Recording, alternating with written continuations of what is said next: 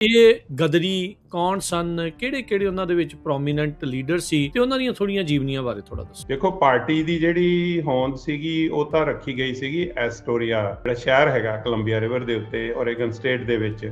ਜੀ। ਜਿਹੜੇ ਉਹਦੇ ਫਾਊਂਡਿੰਗ ਪ੍ਰਧਾਨ ਸੀਗੇ ਸੋਹਣ ਸਿੰਘ ਭਕਨਾ ਜੀ, ਤੇ ਜਿਹੜੇ ਵਾਈਸ ਪ੍ਰੈਜ਼ੀਡੈਂਟ ਸੀਗੇ ਉਹ ਜਵਾਲਾ ਸਿੰਘ ਦੇ, ਜਿਹੜੇ ਖਜ਼ਾਨਚੀ ਸੀ ਉਹ ਸੀਗੇ ਪੰਡਿਤ ਕਾਂਸੀ ਰਾਮ ਜੀ। ਕਾਂਸੀ ਰਾਮ। ਹਾਂਜੀ, ਪੰਡਿਤ ਕਾਂਸੀ ਰਾਮ ਨੂੰ ਵੀ ਲਾਹੌਰ ਕਨਸਪੀਰੇਸੀ ਦੇ ਵਿੱਚ 1915 ਵਿੱਚ ਫਾਂਸੀ ਲੱਗੀ ਸੀ। ਤੇ ਜਿਹੜੇ ਸੀਗੇ ਸੈਕਟਰੀ ਬਣਾਏ ਗਏ ਸੀ, ਉਹ ਬਣਾਏ ਗਏ ਸੀ ਲਾਲਾ ਹਰਦਿਆਲ। ਜਿਹੜੇ ਲਾਲਾ ਹਰਦਿਆਲ ਬਾਰੇ ਆਪਾਂ ਪਹਿਲਾਂ ਵੀ ਗੱਲ ਕੀਤੀ ਆ ਵੀ ਉਹਨਾਂ ਦਾ ਜਿਹੜਾ ਉਹ ਬੜੇ ਅੱਛੇ ਬੁਲਾਰੇ ਤੇ ਪੜ੍ਹੇ ਲਿਖੇ ਸੀਗੇ, ਪਰ ਉਹਨਾਂ ਦੀ ਜਿਹੜੀ ਗਦਰ ਪਾਰਟੀ ਦੇ ਨਾਲ ਐਸੋਸੀਏਸ਼ਨ ਜਾਂ ਤੁਸੀਂ ਵਫਾਦਾਰੀ ਕਹੋ, ਉਹ ਬੜੀ ਸ਼ਾਰਟ ਲਿਵਡ ਸੀਗੀ। ਬੈਲਿੰਗਮ ਦੇ ਵਿੱਚ ਆਪਣੇ ਬੰਦਿਆਂ ਨੂੰ 1907 ਵਿੱਚ ਕੱਢ ਦਿੱਤਾ ਗਿਆ, ਜਿਹਨੂੰ ਕਿ ਐਂਟੀ ਹਿੰਦੂ ਰਾਈਟਸ ਆਫ। ਤੇ ਫਿਰ ਇਦਾਂ ਦਾ ਸੇਮ ਇਨਸੀਡੈਂਟ ਆਪਣਾ ਸੇਂਟ ਜੋਨਸ ਦੇ ਵਿੱਚ ਹੋਇਆ। ਸੋ ਇਹ ਸਾਰੇ ਜਿਹੜੇ ਇਨਸੀਡੈਂਟ ਹੋਏ ਜਦੋਂ ਆਪਣੇ ਲੋਕਾਂ ਦੇ ਖਿਲਾਫ ਦੰਗੇ ਹੁੰਦੇ ਸੀ, ਤੇ ਕਈ ਜਗ੍ਹਾ ਹੋਟਲਾਂ ਤੇ ਰੈਸਟੋਰੈਂਟ ਅੱਗੇ ਲਿਖਿਆ ਹੁੰਦਾ ਸੀਗਾ ਵੀ ਇੰਡੀਅਨਸ ਤੇ ਡੌਗਸ ਆਰ ਨਾਟ ਅਲਾਉਡ। ਇਹ ਚੀਜ਼ਾਂ ਸਾਰੀਆਂ ਸਾਡੇ ਲੋਕਾਂ ਨੂੰ ਬੜੀ ਤਕਲੀਫ ਹੁੰਦੀ ਸੀ। ਜਦੋਂ ਇਹ ਇਨਸੀਡੈਂਟ ਹੋਏ ਤਾਂ ਆਪਣੇ ਲੋਕ ਆਰਗੇਨਾਈਜ਼ ਹੋਣੇ ਸ਼ੁਰੂ ਹੋ ਗਏ, ਜਥੇਬੰਦਕ ਰੂਪ ਦੇ ਵਿੱਚ ਹੋਣੇ ਸ਼ੁਰੂ ਹੋ ਗਏ, ਜਿਹਦਾ ਐਂਡ ਰਿਜ਼ਲਟ ਇਹ ਨਿਕਲਿਆ ਵੀ ਗਦਰ ਪਾਰਟੀ ਮਈ 1913 ਦੇ ਵਿੱਚ ਬਣ ਗਈ। ਜਿਹੜਾ ਸਾਰਾ ਇਹ ਹਾਲਾਤ ਬਦਲੇ ਜਿਹੜਾ ਕਾਮਾਗਾਟਾ ਮਾਰੂ ਜਹਾਜ਼ ਜਦੋਂ ਆਇਆ, ਉਹ ਆਹੀ ਮਈ ਦੇ ਮਹੀਨੇ 'ਚ ਹੀ ਆਏ ਸੀ, ਗੁਰੂ ਨਾਨਕ ਜਹਾਜ਼। ਤੇ ਉਹ ਜਦੋਂ ਸ਼ਿਪ 2 ਮਹੀਨੇ ਇੱਥੇ ਰਿਹਾ ਵੈਂਕੂਵਰ ਦੇ ਹਾਰਬਰ ਦੇ ਵਿੱਚ, ਤੇ ਉਹਨਾਂ ਨੂੰ ਉਤਰ ਨਹੀਂ ਦਿੱਤਾ ਗਿਆ। ਸੋ ਉਦੋਂ ਇਹ ਗੱਲ ਜੱਗ ਜ਼ਾਹਿਰ ਹੋ ਗਈ। ਉਦੋਂ ਇਹ ਮੀਡੀਆ ਨੇ ਖਬਰ ਬਹੁਤ ਕਵਰ ਕੀਤੀ, ਤੇ ਇੰਟਰਨੈਸ਼ਨਲ ਮੀਡੀਆ, ਜੇ ਤੁਸੀਂ ਈਵਨ ਕਿ ਫ੍ਰੈਜ਼ਨੋ ਦੇ ਨਿਊਜ਼ਪੇਪਰਾਂ 'ਚ ਵੀ ਉਹ ਖਬਰਾਂ ਹੈਗੀਆਂ ਉਸ ਜ਼ਮਾਨੇ, ਜੇ ਤੁਸੀਂ ਗੂਗਲ ਕਰਕੇ ਦੇਖੋ। ਸੋ ਉਹ ਖਬਰਾਂ ਇੰਡੀਆ ਜਾਣੀਆਂ ਸ਼ੁਰੂ ਹੋ ਗਈਆਂ, ਤੇ ਇਸ ਚੀਜ਼ ਦੀ ਕਾਫੀ ਤਕਲੀਫ ਸੀਗੀ ਬਰਤਾਨੀਆ ਸਰਕਾਰ ਨੂੰ ਵੀ ਇਹਦੇ ਨਾਲ ਜਿਹੜੇ ਉੱਥੇ ਦੇ ਲੋਕ ਭੜਕ ਨਾ ਜਾਣ। ਸੋ ਇਸ ਕਰਕੇ ਉਹ ਖਬਰਾਂ ਨੂੰ ਇਸੇ ਕਰਕੇ ਉਹ ਬੰਦੇ ਜਦੋਂ ਆਪਣੇ ਕਾਮਾਗਾਟਾ ਮਾਰੂ ਵਾਲੇ ਵਾਪਸ ਵੀ ਗਏ, ਉਹਨਾਂ ਨੂੰ ਕਲਕੱਤੇ ਤੋਂ ਪਹਿਲਾਂ ਬੁਝਬੁਝੀ ਰੋਕ ਲਿਆ ਗਿਆ, ਤੇ ਉਸ ਤੋਂ ਬਾਅਦ ਉਹਨਾਂ ਨੂੰ ਕੁਝ ਬੰਦਿਆਂ ਨੂੰ ਤਾਂ ਗੱਡੀ 'ਚ ਬਿਠਾ ਕੇ ਉਹ ਸਿੱਧਾ ਪੰਜਾਬ ਲੈ ਗਏ, ਤੇ ਕੁਝ ਜਿਨ੍ਹਾਂ ਕੋਲੇ ਗੁਰੂ ਗ੍ਰੰਥ ਸਾਹਿਬ ਦੀ ਬੀੜ ਸੀ, ਉਹ ਚਾਹੁੰਦੇ ਸੀ ਵੀ ਗੁਰੂ ਗ੍ਰੰਥ ਸਾਹਿਬ ਦੀ ਬੀੜ ਨੂੰ ਸਨਮਾਨ ਦੇ ਨਾਲ ਕਲਕੱਤੇ ਦੇ ਗੁਰਦੁਆਰੇ 'ਚ ਪਹੁੰਚਾ ਦਿੱਤਾ ਜਾਵੇ। ਉਹ ਉੱਥੇ ਫਿਰ ਗੋਲੀ ਚੱਲੀ, ਕਈ ਬੰਦਿਆਂ ਦੀਆਂ ਸ਼ਹੀਦੀਆਂ ਹੋਈਆਂ, ਤੇ ਉਹ ਚੀਜ਼ ਨੂੰ, ਇਹ ਸਾਰੀਆਂ ਖਬਰਾਂ ਨੂੰ ਲੁਕਾਉਣ ਦੇ ਲਈ ਬਰਤਾਨੀਆ ਦੀ ਸਰਕਾਰ ਨੇ ਬਹੁਤ ਕੋਸ਼ਿਸ਼ਾਂ ਕੀਤੀਆਂ। ਪਰ ਉਹ ਗੱਲ ਬੇਸ਼ੱਕ ਉਹਨਾਂ ਨੇ ਪੰਜਾਬ ਥਾਈਂ ਤਾਂ ਸ਼ਾਇਦ ਇੰਨੀ ਨਹੀਂ ਪਹੁੰਚਣ ਦਿੱਤੀ, ਪਰ ਜਿਹੜੇ ਬਾਹਰ ਸਾਡੇ ਪੰਜਾਬੀ ਜਾਂ ਸਿੱਖ ਭਰਾ ਬੈਠੇ ਸੀ, ਉਹਨੇ ਇਹ ਦੇਖਿਆ ਵੀ ਬਰਤਾਨੀਆ ਦੀ ਇੱਕ ਪਾਸੇ ਤੋਂ ਕਹਿੰਦੇ ਆ ਜੀ ਅਸੀਂ ਡੈਮੋਕ੍ਰੈਟਿਕ ਆ, ਅਸੀਂ ਇਨਸਾਫ ਪਸੰਦ ਆ, ਤੇ ਦੂਜੇ ਪਾਸੇ ਉਹ ਸਾਡੇ ਬੰਦਿਆਂ ਨੂੰ ਏਦਾਂ ਵਿਤਕਰਾ ਕੀਤਾ ਜਾਂਦਾ।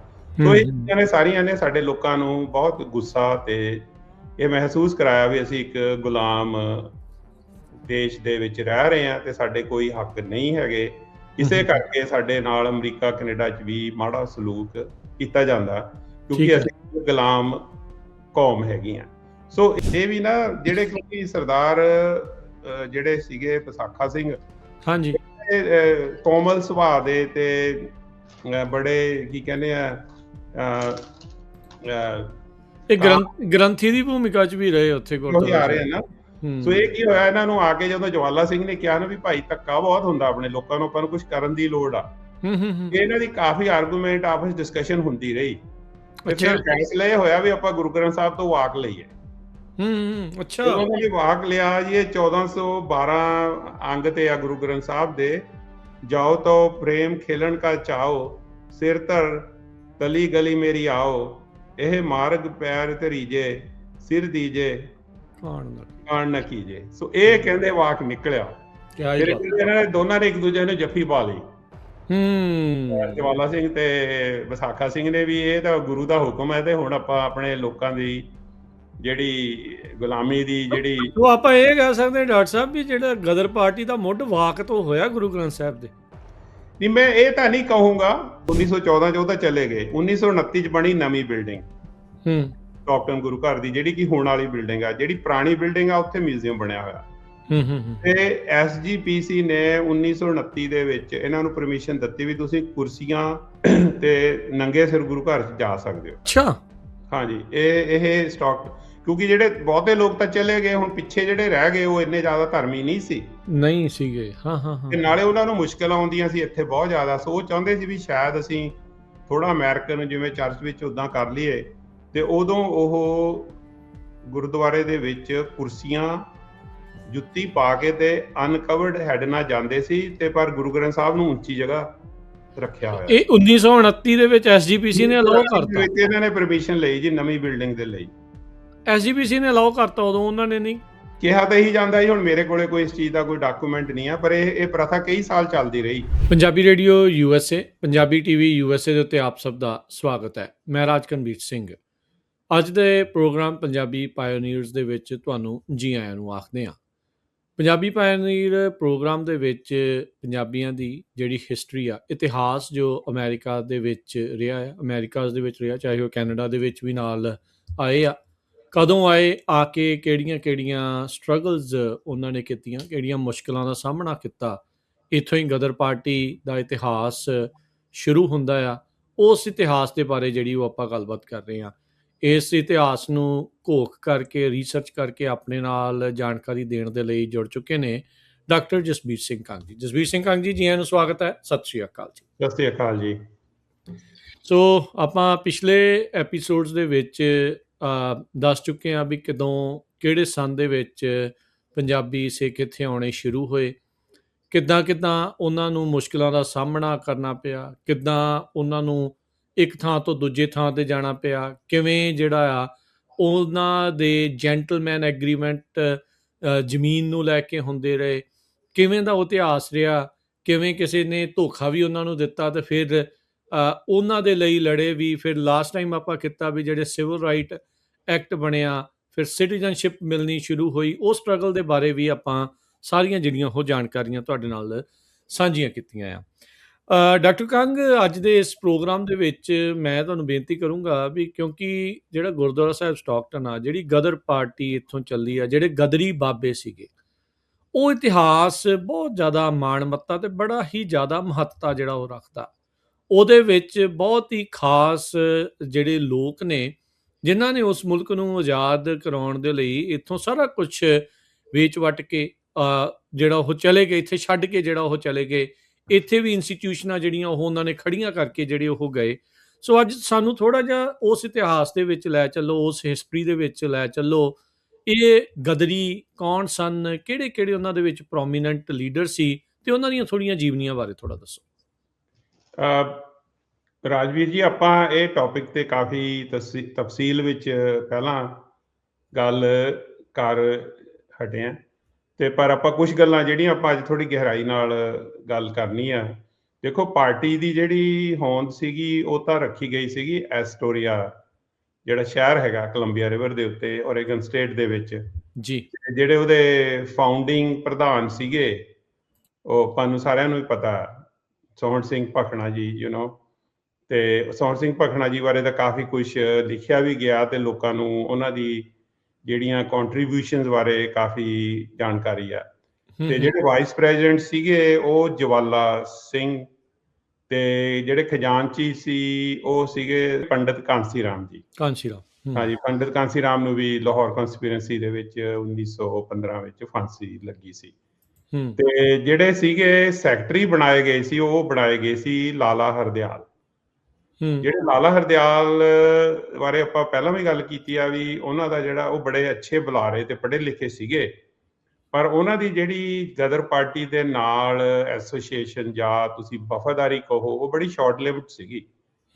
ਕੁਝ ਮਹੀਨਿਆਂ ਬਾਅਦ ਜਦੋਂ ਇੱਥੇ ਸਖਤੀ ਕੀਤੀ ਗਈ, ਜਦੋਂ ਗਦਰ ਪਾਰਟੀ ਤੇ ਸਖਤੀ, ਕਿਉਂਕਿ ਜਿਹੜੀ ਬਰਤਾਨੀਆ ਦੀ ਸਰਕਾਰ ਸੀਗੀ ਉਹ ਇਸ ਚੀਜ਼ ਤੇ ਬਹੁਤ ਗਹਿਰੀ ਨਿਗਾਹ ਰੱਖਦੀ ਸੀ। ਇਹ ਗੱਲ ਆਪਾਂ ਪਹਿਲਾਂ ਵੀ ਕੀਤੀ, ਕਿਉਂਕਿ 1914 ਦੇ ਵਿੱਚ ਵਰਲਡ ਵਾਰ 1 ਸ਼ੁਰੂ ਹੋਈ। ਇਹਦੇ ਵਿੱਚ ਕੀ ਜਿਹੜੇ ਮੁੱਖ ਜਿਹੜੇ ਸੀਗੇ ਹਿੱਸਾ ਲੈਣ ਵਾਲੀਆਂ ਤਾਕਤਾਂ ਉਹ ਸੀਗੀਆਂ ਬਰਤਾਨੀਆ ਤੇ ਜਰਮਨੀ, ਠੀਕ ਆ, ਉਹਨਾਂ ਦੇ ਸਾਥੀ ਸੀ। ਉਦੋਂ ਅਮਰੀਕਾ ਇਸ ਲੜਾਈ ਦੇ ਵਿੱਚ ਨਹੀਂ ਸੀ ਕੁੱਦਿਆ, ਠੀਕ ਹੈ। ਬਰਤਾਨੀਆ ਦੀ ਫੌਜ ਦੇ ਵਿੱਚ ਪੰਜਾਬੀਆਂ ਦੀ, ਖਾਸ ਕਰਕੇ ਸਿੱਖ ਰੈਜੀਮੈਂਟਾਂ ਦਾ ਬਹੁਤ ਵੱਡਾ ਰੋਲ ਸੀ। ਜੇ ਕੋਈ ਅਮਰੀਕਾ, ਕੈਨੇਡਾ ਦੇ ਵਿੱਚ ਸਾਡੀ ਕਮਿਊਨਿਟੀ ਨਾਲ ਵਿਤਕਰਾ ਹੁੰਦਾ ਸੀ ਸੋ ਜਿਹੜੀ ਇੰਗਲੈਂਡ ਦੀ ਜਾਂ ਭਾਰਤ ਦੀ ਬਰਤਾਨਵੀ ਸਰਕਾਰ ਸੀ, ਉਹ ਇਹ ਚੀਜ਼ਾਂ ਨੂੰ ਲੁਕੋ ਕੇ ਰੱਖਣਾ ਚਾਹੁੰਦੀ ਸੀ। ਉਹ ਠੀਕ ਇਹ ਹੈ। ਨਹੀਂ ਦੱਸਣਾ ਚਾਹੁੰਦੀ ਵੀ ਇਹ ਸਾਡੇ ਲੋਕ ਤਾਂ ਇਹ ਸਮਝ ਕੇ ਕੈਨੇਡਾ 'ਚ ਆਏ ਸੀ ਵੀ ਇਹ ਬਰਤਾਨੀਆ ਦਾ ਜਿਹੜਾ ਕਾਮਨਵੈਲਥ ਦਾ ਹਿੱਸਾ। 1908 ਦੇ ਵਿੱਚ ਉਹਨਾਂ ਨੇ ਉੱਥੇ ਕਾਨੂੰਨ ਬਣਾਤਾ ਕਿ ਇਹ ਜਿਹੜੀ ਤੁਸੀਂ ਆਉਣਾ ਤਾਂ ਤੁਸੀਂ ਕੰਟੀਨਿਊਸ ਜਰਨੀ ਨਾਲ ਆਓ। ਤੇ ਦੂਜਾ, ਉਹਨਾਂ ਨੇ ਉੱਥੋਂ ਕੱਢਣ ਦੀ ਕੋਸ਼ਿਸ਼ ਕੀਤੀ ਆਪਣੇ ਲੋਕਾਂ ਨੂੰ, ਵੀ ਇਹਨਾਂ ਨੂੰ ਕੱਢ ਕੇ ਇੱਥੋਂ ਬ੍ਰਿਟਿਸ਼ ਹੁੰਡਰਸ, ਜਿਹਨੂੰ ਬਾਅਦ 'ਚ ਬਿਲੀਜ਼ ਕਹਿੰਦੇ, ਉੱਥੇ ਭੇਜਣ ਦੀ ਕੋਸ਼ਿਸ਼ ਕੀਤੀ। ਸੋ ਬੜਾ ਉੱਥੇ ਇਹ ਵੀ ਗਾਣੇ ਗਾਏ ਜਾਂਦੇ ਸੀ ਵਾਈਟਸ ਓਨਲੀ, ਜਿਹੜਾ ਕੈਨੇਡਾ ਹੈਗਾ। ਸੋ ਕੈਨੇਡਾ ਤਾਂ ਬੇਸਿਕਲੀ ਸੀਗਾ ਹੀ ਬ੍ਰਿਟਿਸ਼ ਸਾਮਰਾਜ ਦਾ ਹਿੱਸਾ।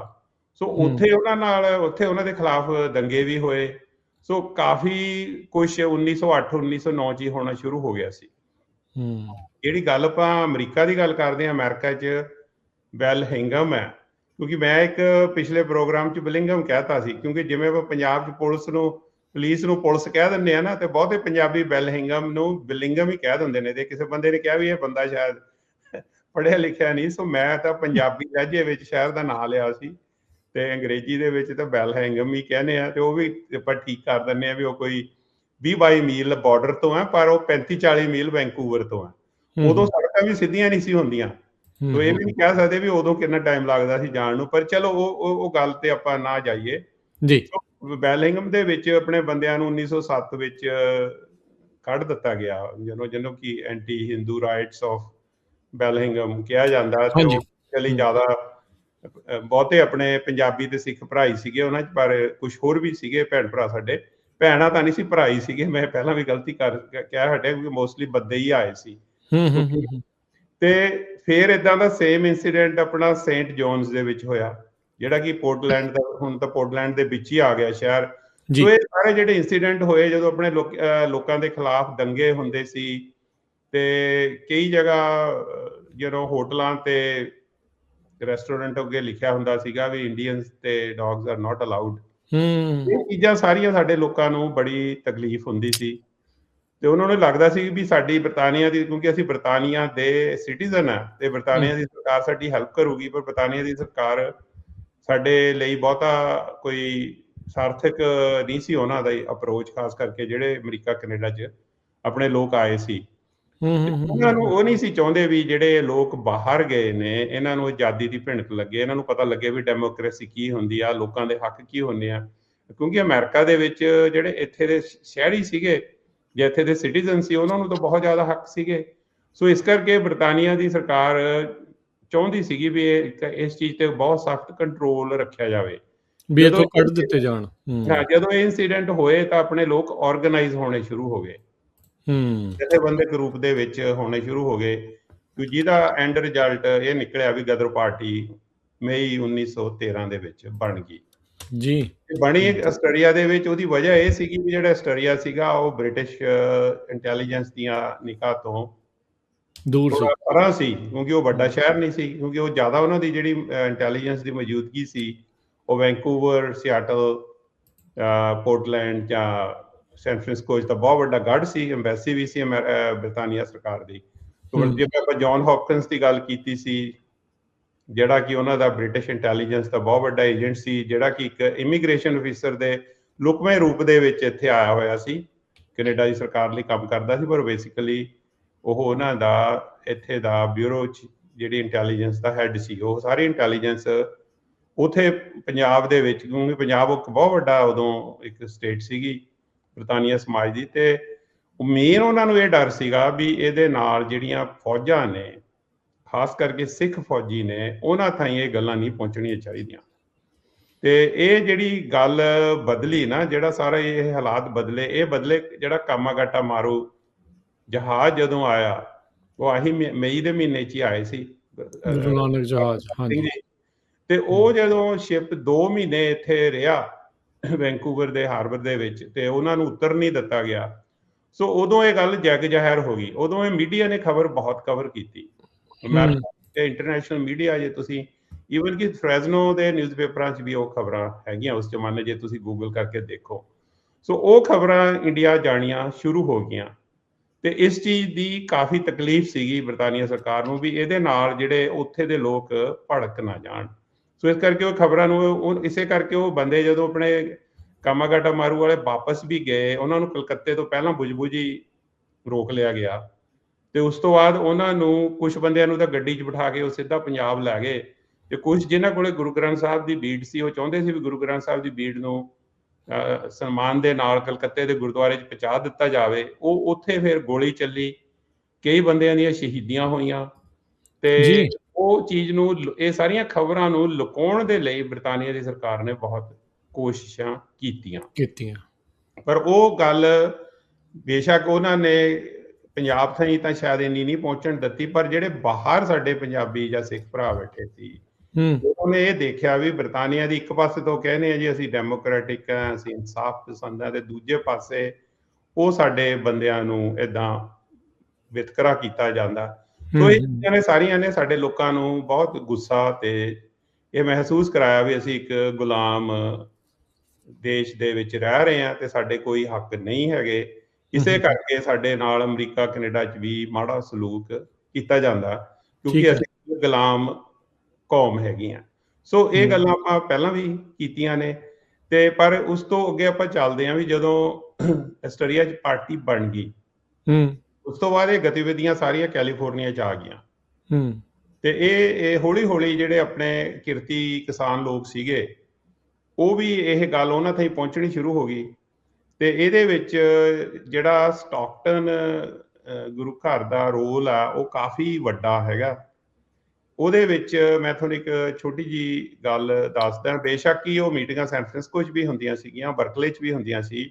ਜਿਹੜੀ ਉਸ ਸਟਰਗਲ ਦੀ ਜਿਹੜੀ ਬੈਕਬੋਨ ਸੀ ਉਹ ਆਮ ਕੰਮ ਕਰਨ ਵਾਲੇ ਲੋਕ ਸੀ। ਆਪਣੇ ਕਈ ਹਜ਼ਾਰ ਬੰਦੇ ਆਲਰੇਡੀ ਕੈਲੀਫੋਰਨੀਆ ਦੇ ਵਿੱਚ ਪਹੁੰਚੇ ਹੋਏ ਸੀ, ਖਾਸ ਕਰਕੇ ਉਹ Northern California, Stockton, Yuba city, ਇਹ ਇਲਾਕੇ ਫ੍ਰੈਜ਼ਨੋ ਏਰੀਆ, ਇਸ ਏਰੀਏ ਦੇ ਵਿੱਚ ਕਾਫੀ ਵੱਡੀ ਤਾਦਾਦ ਸੀਗੀ। ਸਟਾਕਟਨ ਇੱਕ ਬੜਾ ਇੰਪੋਰਟੈਂਟ ਸ਼ਹਿਰ ਸੀ ਕਿਉਂਕਿ ਇਹ ਇੱਕ ਬੰਦਰਗਾਹ ਵੀ ਸੀ। ਉਸ ਜ਼ਮਾਨੇ ਦੇ ਵਿੱਚ ਹਵਾਈ ਜਹਾਜ਼ਾਂ ਦੀ ਬਜਾਏ ਜ਼ਿਆਦਾ ਸਫ਼ਰ ਸਮੁੰਦਰੀ ਜਹਾਜ਼ਾਂ ਜਾਂ ਰੇਲ ਗੱਡੀਆਂ ਤੇ ਹੀ ਕੀਤਾ ਜਾਂਦਾ ਸੀ ਤੇ ਆਮ ਲੋਕਾਂ ਕੋਲੇ ਕਾਰਾਂ ਵੀ ਨਹੀਂ ਸੀ ਹੁੰਦੀਆਂ, ਕਾਰਾਂ ਜੇ ਸ਼ੁਰੂ ਹੋਈਆਂ ਸੀ। ਸੋ ਇੱਕ ਸਟਾਕਟਨ ਦੀ ਇੱਕ ਖਾਸ ਮਹੱਤਤਾ ਸੀ। ਉੱਥੇ ਆਪਣੇ ਜਿਹੜੇ ਸੀਗੇ ਦੋ ਬਜ਼ੁਰਗ ਸੀ ਗਦਰੀ ਬਾਬੇ ਜਿਹੜੇ ਕਿ 1908 ਵਿੱਚ ਇੱਥੇ ਅਮਰੀਕਾ 'ਚ ਪਹੁੰਚੇ ਸੀ। ਬੇਸ਼ੱਕ ਉਹ ਅੱਡ ਤਰੀਕੇ ਨਾਲ ਪਹੁੰਚੇ, ਮੈਂ ਜ਼ਿਆਦਾ ਗੱਲ ਉਹਨਾਂ ਬਾਰੇ ਕਰਨਾ ਚਾਹੁੰਦਾ। ਇੱਕ ਤਾਂ ਸੀਗੇ ਉਹਨਾਂ 'ਚ ਸਰਦਾਰ ਜਵਾਲਾ ਸਿੰਘ। ਠੀਕ ਆ। ਸਰਦਾਰ ਜਵਾਲਾ ਸਿੰਘ ਸੀਗੇ, ਉਹ ਇੱਕ ਬੜੇ ਹੰਬਲ ਬਿਗਨਿੰਗ ਸੀ, ਘੁਮਾਰ ਫੈਮਿਲੀ ਨੂੰ ਬਿਲੋਂਗ ਕਰਦੇ ਸੀ, ਬੜਾ ਸਿੱਖੀ 'ਚ ਉਹਨਾਂ ਪਰਿਵਾਰ ਦਾ ਬੜਾ ਪੂਰਾ ਵਿਸ਼ਵਾਸ ਸੀਗਾ। ਹਾਂਜੀ, ਤੇ ਉਹ 1908 ਦੇ ਵਿੱਚ ਵਾਇਆ ਪਨਾਮਾ ਉਹ ਕੈਲੀਫੋਰਨੀਆ ਪਹੁੰਚੇ। ਸੇਮ ਟਾਈਮ ਤੇ ਜਿਹੜੇ ਬਾਬਾ ਜਿਹਨਾਂ ਨੂੰ ਬਾਅਦ ਸੰਤ ਵੀ ਕਿਹਾ ਜਾਂਦਾ, ਉਹਦੇ ਬਾਰੇ ਆਪਾਂ ਦੱਸਾਂਗੇ ਵੀ ਕਿਉਂ ਕਿਹਾ ਜਾਂਦਾ ਸੰਤ ਉਹਨਾਂ ਨੂੰ, ਵਿਸਾਖਾ ਸਿੰਘ, ਉਹ ਆਏ ਸੀਗੇ। ਪਿੰਡ ਹੈਗਾ ਦੀਦੜ। ਇਹ ਤਰਨਤਾਰਨ 'ਚ ਹੈ, ਪਹਿਲਾਂ ਅੰਮ੍ਰਿਤਸਰ ਡਿਸਟ੍ਰਿਕਟ ਸੀਗਾ। ਬੇਸਿਕਲੀ ਇਹ ਦੋਨੋਂ ਹੀ ਅੰਮ੍ਰਿਤਸਰ ਤੋਂ ਆਏ ਸੀ, ਅੱਡ ਪਿੰਡਾਂ ਤੋਂ। ਜਿਹੜਾ ਦੀਦੜ ਪਿੰਡ ਹੈਗਾ ਉੱਥੋਂ ਇਹ ਆਏ ਸੀ ਤੇ ਇਹ ਇੱਕ ਕਿਸਾਨੀ ਪਰਿਵਾਰ ਨੂੰ ਬਿਲੋਂਗ ਕਰਦੇ ਸੀ ਤੇ ਉਸ ਤੋਂ ਬਾਅਦ ਇਹਨਾਂ ਨੇ ਬ੍ਰਿਟਾਨੀਆ ਦੀ ਫੌਜ ਵਿੱਚ ਵੀ ਭਰਤੀ ਹੋਏ। ਉੱਥੇ ਇਹਨਾਂ ਨੇ ਐਜ਼ ਅ ਗ੍ਰੰਥੀ ਵੀ ਕੰਮ ਕੀਤਾ ਤੇ 1908 'ਚ ਉਹ ਵੀ ਇੱਥੇ ਪਹੁੰਚ ਗਏ। ਤੇ ਜਦੋਂ ਇਹਨਾਂ ਦੋਨਾਂ ਦਾ ਮੇਲ ਮਿਲਾਪ ਹੋਇਆ ਤੇ ਇਹਨਾਂ ਨੇ ਰਲ ਕੇ ਇੱਕ 500 ਏਕੜ ਦੀ ਜ਼ਮੀਨ ਲੀਜ਼ ਤੇ ਲਈ। ਹੋਲਟ ਜਗ੍ਹਾ ਹੈਗੀ ਆ, HOLT ਹੋਲਟ, ਜਿਹੜੀ ਬਿਲਕੁਲ ਸਟਾਕਟਨ ਦੇ ਲਾਗੇ ਆ। ਹੋਲਟ ਕਰਕੇ ਸ਼ਹਿਰ। ਹਾਂਜੀ, 1910 ਦੇ ਵਿੱਚ ਮੇਰੇ ਖਿਆਲ 'ਚ ਇਹਨਾਂ ਨੇ ਇਹ ਥਾਂ ਲੀਜ਼ ਤੇ ਲਈ ਸੀ ਤੇ ਇਹਨਾਂ ਨੂੰ ਬਹੁਤ ਚੰਗਾ ਮੁਨਾਫਾ ਹੋਇਆ। ਪੋਟੈਟੋ ਕਿੰਗ ਵੀ ਇਹਨਾਂ ਨੂੰ ਕਿਹਾ ਜਾਂਦਾ, ਆਲੂਆਂ ਦੇ ਬਾਦਸ਼ਾਹ ਜੀ ਕਿਹਾ ਜਾਂਦਾ ਇਹਨਾਂ ਨੂੰ। ਤੇ ਇਹਨਾਂ ਦੀਆਂ ਜਿਹੜੀਆਂ ਪ੍ਰਾਪਤੀਆਂ ਉਹ ਸੁਣਨੀਆਂ ਬਹੁਤ ਮਤਲਬ ਜ਼ਰੂਰੀ ਨੇ। ਆਪਾਂ ਪਹਿਲਾਂ ਹੁਣ ਵਿਸਾਖਾ ਸਿੰਘ ਜੀ ਦਾ ਤੁਸੀਂ ਦੱਸ ਰਹੇ ਆ। ਹਾਂਜੀ, ਮਤਲਬ ਇਹ ਇਕੱਠੇ ਹੀ ਸੀਗੇ। ਤੇ ਇਹਨਾਂ ਦੀ ਜਿਹੜਾ ਵਿਸਾਖਾ ਸਿੰਘ ਸੀ ਉਹ ਜ਼ਿਆਦਾ ਜਿਹੜੇ ਸੀਗੇ ਮਤਲਬ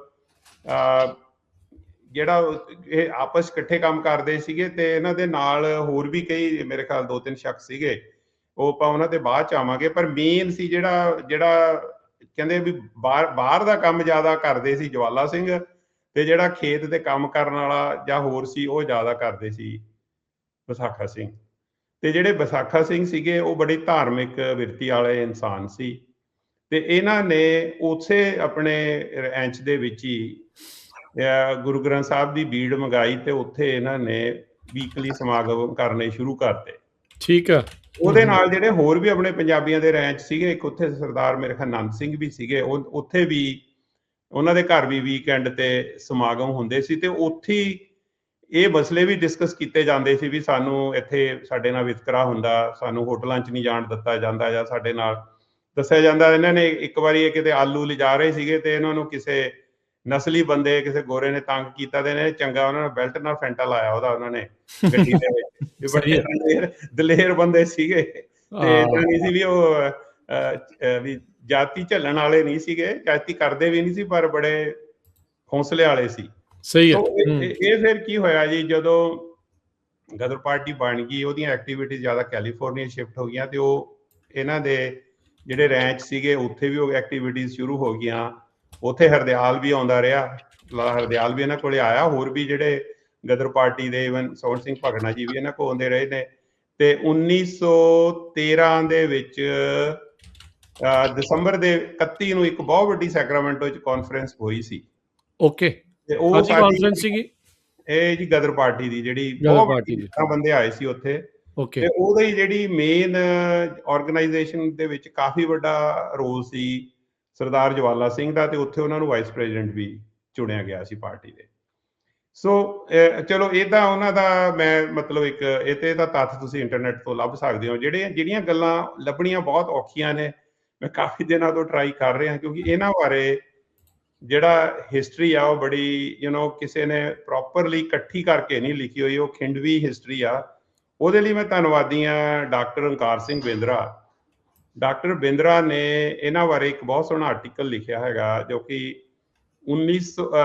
2012 ਦੇ ਵਿੱਚ ਜਦੋਂ ਸਟਾਕਟਨ ਗੁਰੂ ਘਰ ਦੀ 100 ਸਾਲਾ ਬਰਸੀ ਮਨਾਈ ਗਈ ਸੀ ਤੇ ਉੱਥੇ ਇੱਕ ਬੁਕਲੇਟ ਛਾਪੀ ਗਈ ਸੀ। ਉਹਦੇ Sardar doctor actually he was a PhD from Berkeley, entomology ਦੀ PhD ਸੀ ਡਾਕਟਰ ਬਿੰਦਰਾ ਦੀ, ਤੇ ਉਹਨਾਂ ਨੇ ਇੱਕ ਆਰਟੀਕਲ ਲਿਖਿਆ ਸੀ। ਤੇ ਦੂਜਾ ਮੈਨੂੰ ਸਰਦਾਰ ਗੁਲਿੰਦਰ ਸਿੰਘ ਗਿੱਲ ਨੇ ਇੱਕ ਭੇਜਿਆ ਵੀ ਜਿਹੜੀ ਵਿਸਾਖਾ ਸਿੰਘ ਜੀ ਨੇ ਆਪਣੀ ਸਵੈ ਜੀਵਨੀ ਇੱਕ ਕਵਿਤਾ ਦੇ ਰੂਪ 'ਚ ਲਿਖੀ ਹੋਈ ਆ, ਉਹ ਗੁਰਮੁਖੀ 'ਚ ਲਿਖੀ ਹੋਈ ਆ, ਉਹ ਪੁਰਾਣੇ ਸਟਾਈਲ ਦੀ ਗੁਰਮੁਖੀ ਜਦੋਂ ਜੋੜ ਕੇ ਲਿਖਦੇ ਸੀ।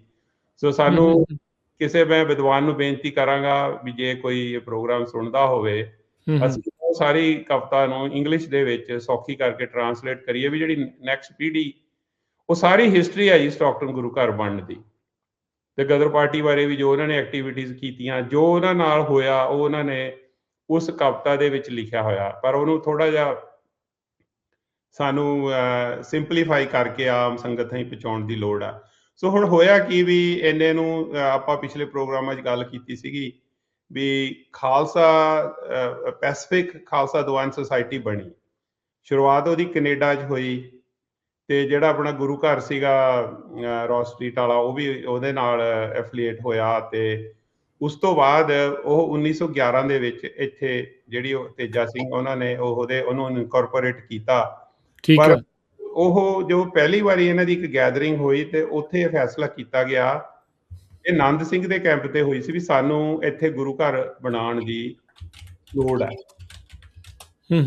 ਤਾਂ ਫਿਰ ਕੀ ਹੋਇਆ ਜੀ, ਉਹਨਾਂ ਨੇ ਉਸ ਤੋਂ ਇਹ ਵਿੱਚ ਜਿਹੜੀ ਸਭ ਤੋਂ ਵੱਡੀ ਫੰਡਿੰਗ ਸੀ ਨਾ, ਸਭ ਤੋਂ ਪਹਿਲੀ ਫੰਡਿੰਗ ਡੋਨੇਸ਼ਨ ਜਿਹੜੀ ਦਿੱਤੀ ਸੀ, ਉਹ ਸਰਦਾਰ ਜਵਾਲਾ ਸਿੰਘ ਤੇ ਸਰਦਾਰ ਵਿਸਾਖਾ ਸਿੰਘ ਨੇ ਗੁਰੂ ਘਰ ਲਈ ਡੋਨੇਸ਼ਨ ਦਿੱਤੀ। ਤੇ ਫਿਰ ਹੋਰ ਸੰਗਤ ਸਾਰੀ ਨੇ ਵੱਧ ਚੜ ਕੇ ਹਿੱਸਾ ਲਿਆ ਸੀ। ਕਿਹਾ ਜਾਂਦਾ ਵੀ ਤਕਰੀਬਨ $1,00,000 ਇਕੱਠਾ ਹੋ ਗਿਆ ਸੀ ਪਹਿਲੀ ਵਾਰੀ ਉਹ।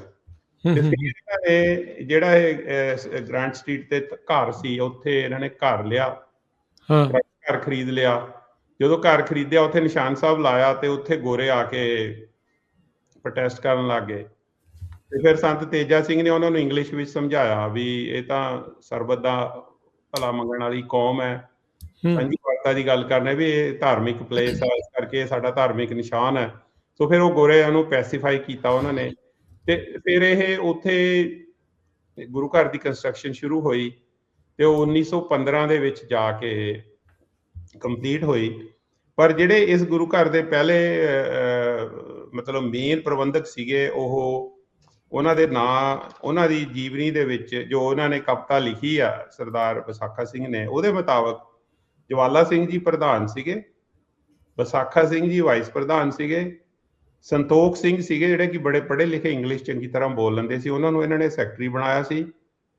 ਤੇ ਨੰਦ ਸਿੰਘ ਨੂੰ ਖਜ਼ਾਨਚੀ ਬਣਾਇਆ ਸੀ, ਤੇ ਇੱਕ ਸਰਦਾਰ ਹਰਜਾਰਾ ਸਿੰਘ ਸੀ ਜਿਨ੍ਹਾਂ ਦੀ ਕੀ ਜ਼ਿੰਮੇਵਾਰੀ ਲਾਈ ਸੀ ਹੋਰ ਗੁਰੂ ਘਰ ਦਾ ਪ੍ਰਬੰਧ ਕਰਨ ਦੇ ਲਈ। ਇਹ ਤਕਰੀਬਨ ਉਹੀ ਬੰਦੇ ਆ ਜਿਹੜੇ ਗਦਰ ਪਾਰਟੀ ਦੇ ਵਿੱਚ ਵੀ ਨਾਲ ਹੀ ਸੀਗੇ ਸੀ ਜੀ ਇਹ। ਸੋ ਇਸੇ ਕਰਕੇ ਨਾ ਮੈਂ ਜਦੋਂ ਬੀਬੀ ਕਰਤਾਰ ਕੌਰ ਨਾਲ ਗੱਲ ਕੀਤੀ ਸੀ, ਉਹ ਕਹਿੰਦੀ ਸੀ ਵੀ ਅਸੀਂ ਜਦੋਂ ਬਾਅਦ ਦੇ ਵਿੱਚ ਵੀ ਦੱਸਿਆ, ਕਹਿੰਦੀ ਵੀ ਉਹ ਸੇਮ ਹੀ ਬੰਦੇ ਸੀ ਜਿਹੜੇ ਗੁਰੂ ਘਰ ਦੇ ਪ੍ਰਬੰਧਕ ਸੀ, ਤੇ ਉਹੀ ਸੀ ਜਿਹੜੇ ਗਦਰ ਪਾਰਟੀ 'ਚ ਕਈ ਵਾਰੀ ਅਸੀਂ ਗੁਰਦੁਆਰੇ 'ਚ ਹੀ ਮੀਟਿੰਗ ਕਰ ਲੈਂਦੇ ਸੀ, ਕਈ ਵਾਰੀ ਅਸੀਂ ਕਿਸੇ ਹਾਲ 'ਚ ਮੀਟਿੰਗ ਕਰ ਲੈਂਦੇ ਸੀ। ਉਹ ਸੇਮ ਹੀ ਬੰਦੇ ਸੀ ਜਿਹੜੇ ਰਲ ਮਿਲ ਕੇ ਇਹ ਕਰਦੇ ਸੀ। ਤੇ ਜਦੋਂ ਇਹ ਵੀ ਨਾ ਜਿਹੜੇ ਕਿਉਂਕਿ ਸਰਦਾਰ ਜਿਹੜੇ ਸੀਗੇ ਵਿਸਾਖਾ ਸਿੰਘ, ਹਾਂਜੀ, ਕੋਮਲ ਸੁਭਾਅ ਦੇ ਤੇ ਬੜੇ ਕੀ ਕਹਿੰਦੇ ਆ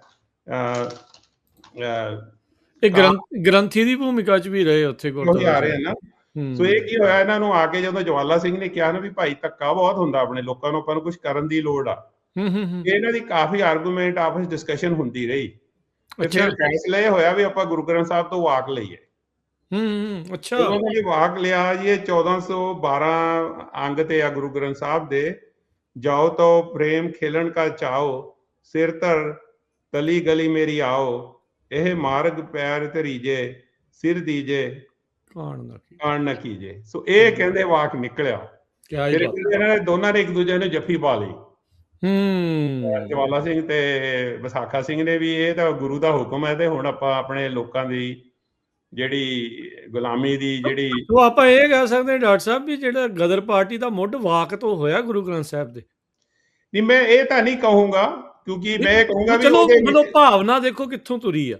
ਮੈਂ ਇਹ ਜ਼ਰੂਰ ਕਹਾਂਗਾ ਵੀ ਜਿਹੜੇ ਇਹ ਕਿਹਾ ਜਾਂਦਾ ਨਾ, ਦੇਖੋ ਗਦਰ ਪਾਰਟੀ ਬਾਅਦ ਦੇ ਵਿੱਚ ਜਿਹੜੀ ਜਦੋਂ ਮਤਲਬ 20s 30s ਜਾ ਕੇ ਉਹਦੀ ਵਿਚਾਰਧਾਰਾ ਬਦਲੀ, ਪਰ ਜਿਹੜੀ ਉਹਦੀ ਸ਼ੁਰੂਆਤੀ ਸੀਗੀ ਉਹ ਮੈਜੋਰਟੀ ਜਿਹੜੇ 90% ਤੋਂ ਉੱਤੇ ਜਿਹੜੇ ਬੰਦੇ ਗਏ ਵੀ, ਉਹ ਗੁਰੂ ਦੀ ਸਿੱਖਿਆ ਨੂੰ ਮੰਨਣ ਵਾਲੇ ਸਿੱਖ ਸੀਗੇ, ਤੇ ਉਹਨਾਂ ਵਿੱਚ ਸਰਬਤ ਦੇ ਭਲੇ ਦੀ ਭਾਵਨਾ ਸੀ। ਇਹ ਨਹੀਂ ਵੀ ਉਹ ਕੋਈ ਕਿਸੇ ਧਰਮ ਲਈ ਜਾਂ ਕਿਸੇ ਥਿਓਕ੍ਰੈਟਿਕ ਰੀਜ਼ਨਸ ਲਈ, ਉਹਨਾਂ ਦੀ ਜਿਹੜੀ ਮੋਟੀਵੇਸ਼ਨ ਸੀਗੀ ਬੇਇਨਸਾਫੀ ਦੇ ਨਾਲ ਲੜਨ ਦੀ, ਉਹ ਗੁਰੂ ਨਾਨਕ ਤੇ ਗੁਰੂ ਗੋਬਿੰਦ ਸਿੰਘ ਤੇ ਗੁਰੂ ਗ੍ਰੰਥ ਸਾਹਿਬ ਦੀ ਜਿਹੜੀ ਉਹਨਾਂ ਦੇ ਵਿੱਚ ਸ਼ਰਧਾ ਬਹੁਤ ਸੀ। ਉਹ ਨਾਸਤਿਕ ਨਹੀਂ ਸੀਗੇ। ਅਕਸਰ ਇਹ ਗਲਤ ਪ੍ਰਭਾਵ ਦਿੱਤਾ ਜਾਂਦਾ, ਉਹ ਰੱਬ ਨੂੰ ਮੰਨਣ ਵਾਲੇ ਸੀ, ਤੇ ਪਰ ਸਭ ਦਾ ਭਲਾ ਮੰਗਣ ਵਾਲੇ ਸੀ।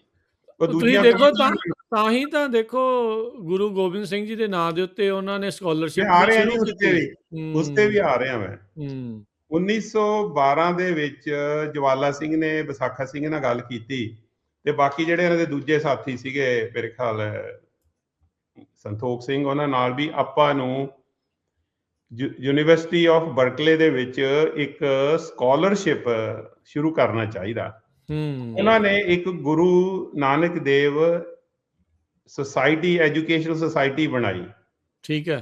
ਉਹਦੇ ਵੱਲੋਂ ਗੁਰੂ ਗੋਬਿੰਦ ਸਿੰਘ ਜੀ ਦੇ ਨਾਂ ਤੇ ਇੱਕ ਸਕਾਲਰਸ਼ਿਪ ਸ਼ੁਰੂ ਕੀਤਾ, ਤੇ ਉਹਨਾਂ ਨੇ ਉੱਥੇ ਇੱਕ, ਮੈਂ ਲੱਭ ਰਿਹਾ ਹੈਗਾ ਮੈਂ ਨੋਟਸ ਦੇ ਵਿੱਚ, ਵੀ ਉੱਥੇ ਇੱਕ ਘਰ ਵੀ ਖਰੀਦਿਆ ਬਰਕਲੇ ਦੇ ਵਿੱਚ, ਐਲਸਟਨ ਵੇ ਤੇ।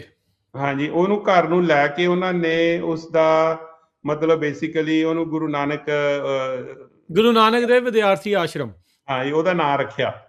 ਤੇ 6 ਸਕਾਲਰਸ਼ਿਪ ਅਨਾਉਂਸ ਕੀਤੇ ਵੀ ਜਿਹੜਾ ਬੱਚੇ ਆਉਣਗੇ ਉਹਨਾਂ ਦਾ ਆਉਣ ਤੇ ਜਾਣ ਦਾ ਕਿਰਾਇਆ, ਤੇ ਸਮਰ ਦੇ ਵਿੱਚ ਅਸੀਂ ਉਹਨਾਂ ਨੂੰ ਕੰਮ ਦਵਾਂਗੇ, ਖੇਤਾਂ ਦੇ ਕੰਮ। ਜਿਹੜੇ 6 ਸਕਾਲਰ ਸੀਗੇ, 6 ਸਕਾਲਰਸ਼ਿਪ ਦਿੱਤੇ। ਉਹਨਾਂ ਵਿੱਚੋਂ 3 ਸਕਾਲਰਸ਼ਿਪ ਹਿੰਦੂਆਂ ਨੂੰ, ਇੱਕ ਮੁਸਲਿਮ ਨੂੰ, ਇੱਕ ਕ੍ਰਿਸਚਨ ਨੂੰ, ਤੇ ਇੱਕ ਸਿੱਖ ਨੂੰ। ਦੇਖ ਲਓ ਉਹਨਾਂ ਦੇ ਵਿੱਚ ਕਿੰਨੀ ਸਾਰੇ ਧਰਮਾਂ ਦਾ ਸਤਿਕਾਰ ਸੀ। ਉਹਨਾਂ ਨੇ ਸਟੂਡੈਂਟਸ ਨੂੰ ਮੈਰਿਟ ਦੇ ਬੇਸ ਤੇ ਸਕਾਲਰਸ਼ਿਪ ਦਿੱਤੇ, ਤੇ ਵਿੱਚੋਂ ਕੁਝ ਗੁਰੂ ਘਰ ਦੇ ਬੰਦੇ ਕਹਿਣ ਲੱਗੇ ਜੀ ਉਹ ਤੁਸੀਂ ਕਿਉਂਕਿ ਸਿੱਖਾਂ ਨੇ ਸਕਾਲਰ ਦਿੱਤੇ ਆ, ਉਹ ਪਾਠ ਕਰਨ ਜਾਂ ਇਦਾਂ ਕਰਨ। ਉਹ ਕਹਿੰਦੇ ਵੀ ਬੱਚਿਆਂ ਨੂੰ ਤੁਸੀਂ ਪੜ੍ਹਨ ਦਿਓ, ਉਹ ਆਪਣੀ ਸ਼ਰਧਾ ਨਾਲ ਜੋ ਕਰਦੇ ਆ ਕਰਨ। ਪਰ ਇਹਨਾਂ ਸੀ ਵੀ ਜਿਹੜੇ ਉਹ ਘਰ ਦੇ ਵਿੱਚ ਰਹਿੰਦੇ ਸੀ, ਉੱਥੇ ਸਮੋਕਿੰਗ ਤੇ ਅਲਕੋਹਲ ਦੀ ਇਜਾਜ਼ਤ ਨਹੀਂ ਸੀ, ਪਰ ਅਦਰਵਾਈਜ਼ ਉਹਨਾਂ ਤੇ ਕੋਈ ਵੀ ਧਾਰਮਿਕ ਪਾਬੰਦੀਆਂ ਜਾਂ ਕੋਈ ਹੋਰ ਨਹੀਂ ਸੀਗੀਆਂ। ਠੀਕ ਹੈ, ਸਕਾਲਰਸ਼ਿਪ ਜ਼ਿਆਦਾ ਦੇਰ ਨਹੀਂ ਚੱਲ ਸਕਿਆ, ਕਿਉਂਕਿ ਉਹਦੀ ਵਜ੍ਹਾ ਇਹ ਸੀਗੀ ਵੀ ਇਹ ਜ਼ਿਆਦਾ ਫਿਰ ਫੰਡਿੰਗ ਗਦਰ ਪਾਰਟੀ ਵੱਲ ਕਰਨ ਲੱਗ ਗਏ। ਤੇ ਹੁਣ 1914 ਦੇ ਵਿੱਚ ਦੋਨਾਂ ਨੇ ਜੋ ਵੀ ਇਹਨਾਂ ਦੀ ਪ੍ਰਾਪਰਟੀਜ਼, ਜੋ ਪੈਸੇ ਸੀ, ਇਹ ਸਾਰੇ ਇਹਨਾਂ ਨੇ ਗਦਰ ਪਾਰਟੀ ਨੂੰ ਦੇ ਦਿੱਤੇ। ਅੱਛਾ, ਹਾਂਜੀ। ਜਦੋਂ 1914 ਦੇ ਵਿੱਚ ਜਵਾਲਾ ਸਿੰਘ ਤੇ ਸੋਹਣ ਸਿੰਘ ਭਕਨਾ ਹਰ ਜਗ੍ਹਾ ਗਏ ਜਿੱਥੇ ਆਪਣੇ ਲੋਕ ਰਹਿੰਦੇ ਸੀ।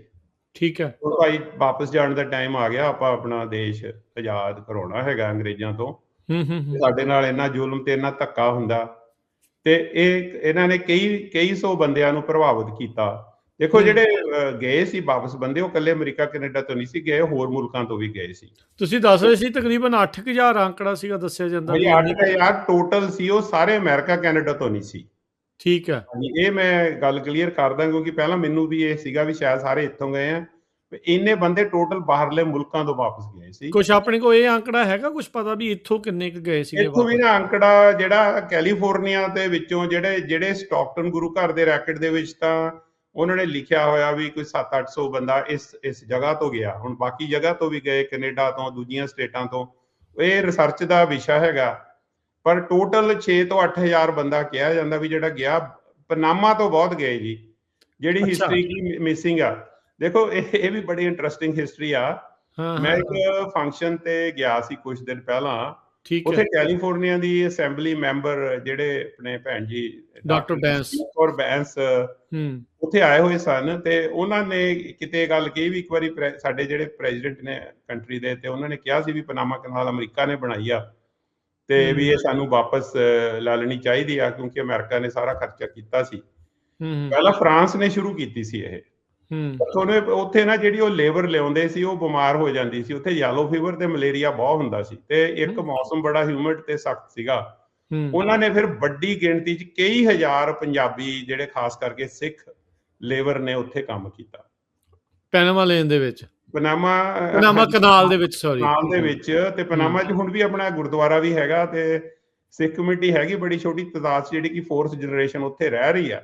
ਪਰ ਜਿਹੜੇ ਮੋਸਟਲੀ ਸੀਗੇ ਉਹ ਸਾਡੇ ਕਾਫੀ ਵੱਡੀ ਗਿਣਤੀ 'ਚ, ਉਹਨਾਂ ਨੇ ਵੀ ਗਦਰ ਪਾਰਟੀ ਨੂੰ ਜੁਆਇਨ ਕੀਤਾ ਸੀ। ਕੱਲੀ ਉੱਥੋਂ ਹੀ ਨਹੀਂ, ਉਹ ਵੀ ਬ੍ਰਿਟਿਸ਼ ਵਾਲਿਆਂ ਨੇ ਲਿਆ ਕੇ ਦਿੱਤੇ ਸੀਗੇ ਇੱਥੇ। ਬ੍ਰਿਟਿਸ਼ ਉਦੋਂ ਕਈ ਆਪਣੇ ਆਪ ਆਏ, ਹੋ ਸਕਦਾ ਕੁਝ ਬ੍ਰਿਟਿਸ਼ ਨੇ ਲਿਆਂਦੇ, ਕਿਉਂਕਿ ਉਹਦੀ ਆਪਾਂ ਬਾਰ-ਬਾਰ ਇਹ ਗੱਲ ਕਰਦੇ ਵੀ ਬੰਦੇ ਆਏ ਕਿਉਂ। ਉਹ ਆਉਣ ਦੀ ਵਜ੍ਹਾ ਇਹ ਸੀ ਕਿ ਇੱਕ ਤਾਂ ਮੈਂ ਤੁਹਾਨੂੰ ਪਹਿਲਾਂ ਦੱਸਿਆ ਸੀ ਵੀ ਅੰਗਰੇਜ਼ਾਂ ਨੇ, ਬ੍ਰਿਟਿਸ਼ ਨੇ ਫੌਜ ਵਿੱਚ ਬਹੁਤ ਲੋਕਾਂ ਨੂੰ ਭਰਤੀ ਕੀਤਾ। ਪੰਜਾਬ ਦੇ ਵਿੱਚ ਕਿਸਾਨੀ ਦਾ ਹਾਲ 1880-90 'ਚ ਬਹੁਤ ਮਾੜਾ ਹੋ ਗਿਆ ਸੀ। ਪਹਿਲਾਂ ਮਹਾਰਾਜਾ ਰਣਜੀਤ ਸਿੰਘ ਦੇ ਟਾਈਮ ਜਿਹੜੇ ਕਿਸਾਨ ਸੀ, ਉਹ ਆਪਣੀ ਜ਼ਮੀਨ ਨੂੰ ਖੁਦ ਓਨ ਕਰਦੇ ਸੀ। ਹਾਂਜੀ। ਬ੍ਰਿਟਿਸ਼ ਰਾਜ ਦੇ ਵਿੱਚ ਤੁਸੀਂ ਲੀਜ਼ ਕਰਦੇ ਸੀ, ਤੇ ਤੁਹਾਨੂੰ ਬਹੁਤ ਵੱਡਾ ਖਰਚਾ ਸਰਕਾਰ ਨੂੰ ਦੇਣਾ ਪੈਂਦਾ ਸੀ, ਫਸਲ ਹੋਵੇ ਭਾਵੇਂ ਨਾ ਹੋਵੇ, ਟੈਕਸ ਦੇਣਾ ਪੈਂਦਾ ਸੀ। ਹਾਂ, ਮਤਲਬ ਜੇ ਲੀਜ਼ ਮਨੀ ਜਾਂ ਟੈਕਸ ਮਨੀ, ਤੇ ਉਹਦੇ ਲਈ ਆਪਣੇ ਬੰਦਿਆਂ ਨੂੰ, ਜਿਹੜੇ ਮਨੀ ਲੈਂਡਰ ਹੁੰਦੇ ਆ, ਸ਼ਾਹੂਕਾਰਾਂ ਤੋਂ ਪੈਸੇ ਧਾਰੇ ਲੈਣੇ ਪੈਂਦੇ ਸੀ। ਉਹ ਫਿਰ ਇੰਟਰਸਟ ਰੇਟ ਬਹੁਤ ਚਾਰਜ ਕਰਦੇ ਸੀ। ਸੋ ਫਿਰ ਆਪਣੇ ਲੋਕਾਂ ਦੀ ਜਿਹੜੀ ਫਾਈਨੈਂਸ਼ੀਅਲ ਕੰਡੀਸ਼ਨ ਸੀਗੀਆਂ, ਉਹ ਕਾਫੀ ਖਰਾਬ ਹੋ ਗਈਆਂ ਸੀ। ਸੋ ਕਾਫੀ ਬੰਦੇ ਤਾਂ ਜਿਹੜੇ ਫੌਜ ਵਿੱਚ ਭਰਤੀ ਹੋਏ, ਉਹ ਬਾਅਦ 'ਚ ਇੱਧਰ ਆਉਣੇ ਸ਼ੁਰੂ ਹੋ ਗਏ, ਤੇ ਕੁਛ ਜਿਨ੍ਹਾਂ ਦੇ ਰਿਸ਼ਤੇਦਾਰ ਪਿੰਡਾਂ 'ਚ ਜਾ ਕੇ, ਸੋ ਉਦੋਂ ਜ਼ਿਆਦਾ ਆਪਣੇ ਲੋਕ ਬਾਹਰ ਨਿਕਲੇ। ਇਕੱਲੇ ਉਹ ਅਮਰੀਕਾ ਕੈਨੇਡਾ ਨਹੀਂ ਆਏ, ਉਹ ਜਿਵੇਂ ਦੱਸਿਆ ਪਨਾਮਾ, ਅਰਜਨਟਾਈਨਾ ਤੇ ਅਫਰੀਕਾ ਦੇ ਮੁਲਕਾਂ 'ਚ ਵੀ ਗਏ। ਉੱਥੇ ਜਾ ਕੇ ਈਵਨ ਜਿਹੜਾ ਆਪਣੇ ਸ਼ਹੀਦ ਊਧਮ ਸਿੰਘ ਐਜ਼ ਅ ਮਿਸਤਰੀ ਉਹਨਾਂ ਨੇ ਕੰਮ ਕੀਤਾ ਅਫਰੀਕਾ ਦੇ ਵਿੱਚ ਜਾ ਕੇ। ਸਾਰੀਆਂ ਰੇਲਵੇ ਲਾਈਨਾਂ ਜਿਹੜੀਆਂ ਇਹਨਾਂ ਨੇ ਲਾਈਆਂ ਅੰਗਰੇਜ਼ਾਂ ਨੇ, ਸਾਡੇ ਬੰਦਿਆਂ ਨੇ ਜਾ ਕੇ ਉੱਥੇ ਲੇਬਰਾਂ ਕੀਤੀਆਂ ਨੇ। ਮਤਲਬ ਬਹੁਤ ਹੀ ਮਿਹਨਤ ਕੀਤੀ ਆ। ਫਿਰ ਉਹ ਪਿੱਛੇ ਪਿੰਡਾਂ 'ਚ ਪੈਸੇ ਭੇਜਦੇ ਰਹੇ ਨੇ, ਪਿੰਡਾਂ ਦੇ ਵਿੱਚ ਉਹ ਹੈਲਪ ਕਰਦੇ ਰਹੇ ਆਪਣੀ ਕਮੇਟੀ ਦੀ, ਉਹ ਤਾਂ ਕਰਦੇ ਰਹੇ ਆ। ਫਿਰ ਉਸ ਤੋਂ ਉੱਤੇ ਜਾ ਕੇ, ਇੱਥੋਂ ਜਾ ਕੇ ਜਿਹਨੂੰ ਆਜ਼ਾਦੀ ਦਾ ਬਿਗਲ ਵਜਾਇਆ, ਉੱਥੇ ਕੁਰਬਾਨੀਆਂ ਕੀਤੀਆਂ, ਤੇ ਉਹਦੇ ਜਿਹੜੇ ਨਤੀਜੇ ਨੇ ਉਹ ਵੀ ਬੜੇ ਦਿਲਚਸਪ ਨੇ, ਤੇ ਕਿਸੇ ਹੱਦ ਤਾਈਂ ਜਿਨ੍ਹਾਂ ਬਾਰੇ ਕੋਈ ਇਤਿਹਾਸਕਾਰ ਗੱਲ ਹੀ ਨਹੀਂ ਕਰਦਾ। ਅੱਛਾ, ਹਾਂਜੀ, ਆਪਾਂ ਇਸ ਚੀਜ਼ ਦੇ ਉੱਤੇ ਵੀ ਕਰਾਂਗੇ। ਡਾਕਟਰ ਸਾਹਿਬ, ਜਿਹੜੀ ਮੈਂ ਗੱਲ ਇੱਥੇ ਸ਼ੁਰੂ ਕੀਤੀ ਸੀ, ਮੈਂ ਪੁੱਛਣਾ ਚਾਹ ਰਿਹਾ ਸੀ ਵੀ ਉਦੋਂ ਆਪਣੀ ਟੋਟਲ ਪਾਪੂਲੇਸ਼ਨ ਇੱਥੇ ਕਿੰਨੀ ਕੁ ਸੀਗੀ, ਜੇ ਕੋਈ ਅੰਦਾਜ਼ਾ ਹੈ, ਤੇ ਉਹ 'ਚੋਂ ਕਿੰਨੇ ਕੁ % ਲੋਕ ਵਾਪਸ ਇਸ ਲੜਾਈ ਲੜਨ ਦੇ ਲਈ ਚਲੇ ਗਏ ਸੀ? ਕੁਛ ਆਪਣੇ ਕੋਲ ਇਹ ਆંકੜੇ ਜਾਂ ਕੋਈ ਤੱਥ ਮੌਜੂਦ ਨੇ?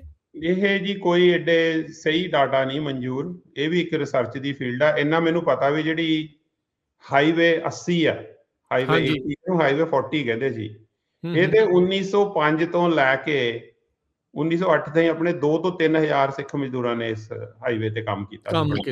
ਇਹ ਜਿਹੜੀ ਹਾਈਵੇ ਤੇ ਤੁਸੀਂ ਕਾਰ ਚਲਾਉਂਦੇ ਆ ਨਾ, ਥੋੜਾ ਉਹਨਾਂ ਨੂੰ ਵੀ ਯਾਦ ਕਰ ਲਿਆ ਕਰੋ, ਬਜ਼ੁਰਗਾਂ ਨੂੰ, ਉਹਨਾਂ ਦਾ ਪਸੀਨਾ ਗਰਮੀਆਂ ਦੇ ਵਿੱਚ ਇੱਥੇ ਡੁੱਲਿਆ।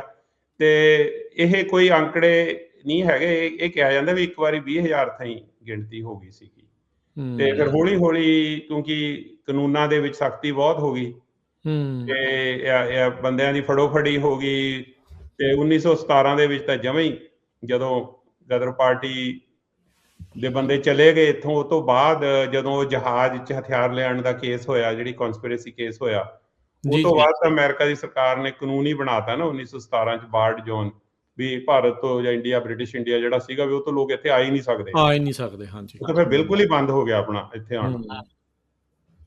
ਜੀ। ਸੋ ਹਾਂਜੀ, ਪਲੀਜ਼ ਕੰਟੀਨਿਊ ਕਰਿਓ ਉੱਥੋਂ ਅੱਗੇ ਵੀ, ਕਿ ਜਿੱਦਾਂ ਇਹ ਤੁਸੀਂ ਦੱਸਿਆ ਵੀ ਇਹਨਾਂ ਨੇ ਥਾਂ ਥਾਂ ਦੇ ਉੱਤੇ ਗਏ, ਲੋਕਾਂ ਨੂੰ ਉਤਸ਼ਾਹਿਤ ਕੀਤਾ ਵੀ ਵਾਪਸ ਜਿਹੜਾ ਉਹ ਚਲੀਏ, ਆਜ਼ਾਦ ਕਰਾਉਣ ਦੀ ਜਿਹੜੀ ਗੱਲ ਆ ਉਹ ਲਹਿਰ ਦੇ ਵਿੱਚ ਇਹ ਮੋਢੀ ਜਿਹੜੇ ਹੋ ਰਹੇ। ਫਿਰ ਉਸ ਤੋਂ ਅੱਗੇ ਥੋੜਾ ਚੱਲੋ ਜੀ। ਮੈਂ ਉਸ ਤੋਂ ਅੱਗੇ ਚੱਲਦਾ ਜੀ। ਮੈਂ ਕਿੱਦਾਂ, ਮੈਨੂੰ ਨਾ ਇੱਥੇ ਵੀ ਜਦੋਂ ਕਹਿੰਦੇ ਨਾ ਤੰਦ ਕਿਵੇਂ ਜੁੜਦੇ ਨੇ, ਹਾਂਜੀ, ਮੈਂ ਇੱਥੇ ਇੱਕ ਸਰਦਾਰ ਪ੍ਰਭਜੋਤ ਸਿੰਘ ਨੇ ਬੇਰੀਏ ਦੇ ਵਿੱਚ, ਉਹ ਕਾਫੀ ਰਿਸਰਚ ਕਰ ਰਹੇ ਨੇ ਇਸ ਗਦਰ ਪਾਰਟੀ ਤੇ ਉਹਨਾਂ ਨੂੰ ਮੈਂ ਸਪੈਸ਼ਲੀ ਪੁੱਛਿਆ ਵੀ ਮੈਨੂੰ ਨਾ ਵਿਸਾਖਾ ਸਿੰਘ ਬਾਰੇ ਕੋਈ ਜ਼ਿਆਦਾ ਜਾਣਕਾਰੀ ਨਹੀਂ ਲੱਭਦੀ। ਉਹਨਾਂ ਨੇ ਮੈਨੂੰ ਨੰਬਰ ਦਿੱਤਾ ਬੀਬੀ ਗੁਰਬਖਸ਼ ਕੌਰ ਕਾਹਲੋਂ, ਜੋ ਕਿ ਪ੍ਰੋਫੈਸਰ ਰਹੇ ਨੇ ਇਕਨੋਮਿਕਸ ਦੇ ਪੰਜਾਬੀ ਯੂਨੀਵਰਸਿਟੀ, ਜੋ ਕਿਤਾਬਾਂ ਵੀ ਲਿਖੀਆਂ ਉਹਨਾਂ ਨੇ ਕਈ, ਤੇ ਮੈਂ ਉਹਨਾਂ ਨੂੰ ਕਾਲ ਕੀਤੀ। ਉਹਨਾਂ ਨੇ ਮੈਨੂੰ ਨੰਬਰ ਦਿੱਤਾ ਕਿ ਕੋਈ ਭੈਣ ਜੀ ਬੱਬਲ ਨੇ, ਜਿਹੜੇ ਕਿ ਸੈਲਮਾ 'ਚ ਰਹਿੰਦੇ ਨੇ। ਜਦੋਂ ਮੈਂ ਉਹਨਾਂ ਨੂੰ ਕਾਲ ਕੀਤੀ, ਉਹ ਕਹਿੰਦੀ ਵੀ ਮੈਂ ਤਾਂ ਆਪਣੇ ਪਿੰਡ ਆਈ ਹੋਈ ਹਾਂ, ਦਿੱਦੜ ਤਰਨ ਤਾਰਨ ਦੇ ਵਿੱਚ, ਵੀ ਵਿਸਾਖਾ ਸਿੰਘ ਤਾਂ ਸਾਡੇ ਪਿੰਡ ਦੇ ਸੀ, ਤੇ ਸਾਡੇ ਪਿੰਡ 'ਚ ਤਾਂ ਉਹਨਾਂ ਦੀ ਯਾਦ 'ਚ ਗੁਰਦੁਆਰਾ ਵੀ ਬਣਿਆ ਹੋਇਆ। ਠੀਕ ਹੈ। ਪਰ ਮੈਨੂੰ ਇਹ ਗੱਲ ਉਹਨਾਂ ਨੇ ਦੱਸੀ ਵੀ 1990 ਦੇ ਵਿੱਚ ਉਹ ਕਿਸੇ ਗਦਰੀ ਮੇਲੇ ਤੇ ਗਏ ਸੀ। ਅੱਛਾ ਜੀ। ਇੱਥੇ ਕੈਲੀਫੋਰਨੀਆ 'ਚ ਕਾਫੀ ਡਿਫਰੈਂਟ ਆਰਗੇਨਾਈਜੇਸ਼ਨਾਂ ਉਹਨਾਂ ਦੀ ਯਾਦ ਨੂੰ ਤਾਜ਼ਾ ਰੱਖਣ ਲਈ ਪ੍ਰੋਗਰਾਮ ਕਰਦੀਆਂ ਨੇ। ਉਹ ਕਹਿੰਦੀ ਮੈਂ ਇੱਕ ਮੇਲੇ ਤੇ ਆਪਣੇ ਇਲਾਕੇ 'ਚ ਗਈ, ਤੇ ਮੈਂ ਉੱਥੇ ਜਾ ਕੇ ਵਿਸਾਖਾ ਸਿੰਘ ਦੀ ਫੋਟੋ ਲੱਭੀ, ਉੱਥੇ ਫੋਟੋਆਂ ਲਾਈਆਂ ਸੀ, ਕਹਿੰਦੀ ਮੈਨੂੰ ਫੋਟੋ ਨਹੀਂ ਲੱਭੀ ਉਹਨਾਂ ਦੀ। ਅੱਛਾ। ਮੈਨੂੰ ਬੜਾ ਦੁੱਖ ਹੋਇਆ ਵੀ ਸਾਡੇ ਤਾਂ ਪਿੰਡ ਦੇ ਵਿੱਚ, ਅਸੀਂ ਤਾਂ ਜਦੋਂ ਬਚਪਨ ਤੋਂ ਸੁਣਦੇ ਆ ਰਹੇ ਹਾਂ ਵੀ ਉਹਨਾਂ ਦੀ ਐਡੀ ਦੇਣ ਆ ਸਟਰਗਲ ਨੂੰ, ਤੇ ਉਹ ਸਾਰੇ ਆਪਣੇ ਪੈਸੇ ਹੀ ਦੇ ਕੇ ਚਲੇ ਗਏ ਗਦਰ ਪਾਰਟੀ ਨੂੰ, ਤੇ ਉਹਨਾਂ ਦੀ ਤਸਵੀਰ ਵੀ ਨਹੀਂ ਇੱਥੇ। ਤੇ ਕਹਿੰਦੀ ਫਿਰ ਮੈਂ ਕੀ ਕੀਤਾ, ਜਿਹੜਾ ਸੈਲਮਾ ਗੁਰਦੁਆਰੇ ਦੇ ਵਿੱਚ ਆਏ ਸਾਲ ਮੈਂ ਉਹਨਾਂ ਦੀ ਐਨੀਵਰਸਰੀ, ਅਸੀਂ ਇੱਕ ਗਰੁੱਪ ਬਣਾਇਆ ਜਿਹੜਾ ਕਿ ਮਨਾਉਂਦਾ। ਸੋ ਮੇਰਾ ਕਹਿਣ ਦਾ ਮਤਲਬ ਹੈ ਵੀ ਜਿਹੜਾ ਇਹ ਇਤਿਹਾਸ ਹੈ ਨਾ, ਇਹ ਬੜਾ ਖਿਲ ਰਿਹਾ ਹੋਇਆ। ਇਤਿਹਾਸ ਇਕੱਠਾ ਕੀਤਾ ਜਾ ਸਕਦਾ। ਇਹ ਸਾਡੇ ਕਿਸੇ ਵਿਦਵਾਨ ਜਿਹੜੇ ਨੌਜਵਾਨਾਂ ਨੂੰ ਮੈਂ ਚੈਲੰਜ ਕਰਾਂਗਾ ਵੀ ਉਹ ਇਹ ਜਿਹੜੇ ਸਵਾਲ ਤੁਸੀਂ ਪੁੱਛ ਰਹੇ ਹੋ, ਇਹ ਬੀੜਾ ਚੱਕਣ ਵੀ ਕਿੱਥੇ ਕਿੱਥੇ ਸਾਡੇ ਕਿੰਨੇ ਬੰਦੇ ਸੀ, ਕਿਹੜਾ ਕਿਹੜਾ ਗਿਆ, ਤੇ ਕਿਹਦਾ ਸਹੀ ਰੋਲ ਆ। ਕਈ ਬੰਦਿਆਂ ਨੂੰ ਉਹਨਾਂ ਨੇ ਹੀਰੋ ਬਣਾਇਆ ਜਿਹੜੇ ਕਿ ਹੀਰੋ ਨਹੀਂ ਸੀ। ਤੇ ਜਿਹੜੇ ਜੈਨੂਇਨ ਹੀਰੋ ਸੀਗੇ, ਜਿਨ੍ਹਾਂ ਨੇ ਸੱਚੇ ਦਿਲ ਨਾਲ ਸੇਵਾ ਕੀਤੀ, ਆਪਣੀ ਕਮਾਈਆਂ ਵੀ ਦੇਤੀਆਂ ਤੇ ਜੇਲਾਂ ਕੱਟੀਆਂ। ਚਲੋ ਮੈਂ ਤੁਹਾਨੂੰ ਇਹਨਾਂ ਤੋਂ ਅੱਗੇ ਦੱਸਦਾ, ਜਦੋਂ ਆਪਣੇ ਜਵਾਲਾ ਸਿੰਘ ਤੇ ਵਿਸਾਖਾ ਸਿੰਘ ਇਹ ਫਿਰ ਜਦੋਂ ਵਾਪਸ ਗਏ, ਉੱਥੇ ਜਾ ਕੇ ਫੜੇ ਗਏ। ਹਾਂਜੀ, ਇਹ ਕਿਹੜੇ ਸੰਨ 'ਚ ਡਾਕਟਰ ਸਾਹਿਬ ਚਲੇ ਗਏ ਸੀਗੇ ਵਾਪਸ? 1914 'ਚ ਚਲੇ ਗਏ। 1914 'ਚ ਚਲੇ ਗਏ। ਹਾਂਜੀ, ਇਹ ਮੈਂ ਤੁਹਾਨੂੰ ਦੱਸਦਾ ਜੀ, ਇਹ 1908 ਦੇ ਵਿੱਚ ਤਾਂ ਇੱਥੇ ਪਹੁੰਚੇ। ਇਹਨਾਂ ਦਾ ਪਹਿਲਾਂ, ਚਲੋ ਮੈਂ ਇੱਥੇ ਸ਼ੁਰੂ ਕਰਦਾ ਜੀ, ਜਵਾਲਾ ਸਿੰਘ ਦੀ ਗੱਲ ਕਰਦੇ ਆਪਾਂ ਪਹਿਲਾਂ। ਠੀਕ ਹੈ ਜੀ। ਜਵਾਲਾ ਸਿੰਘ ਦਾ ਜਿਹੜਾ ਜਨਮ ਹੈ ਉਹ 1866 ਵਿੱਚ ਹੋਇਆ ਸੀ, ਪਿੰਡ ਧੱਥੀਆਂ, ਅੰਮ੍ਰਿਤਸਰ ਜ਼ਿਲ੍ਹੇ ਦੇ ਵਿੱਚ।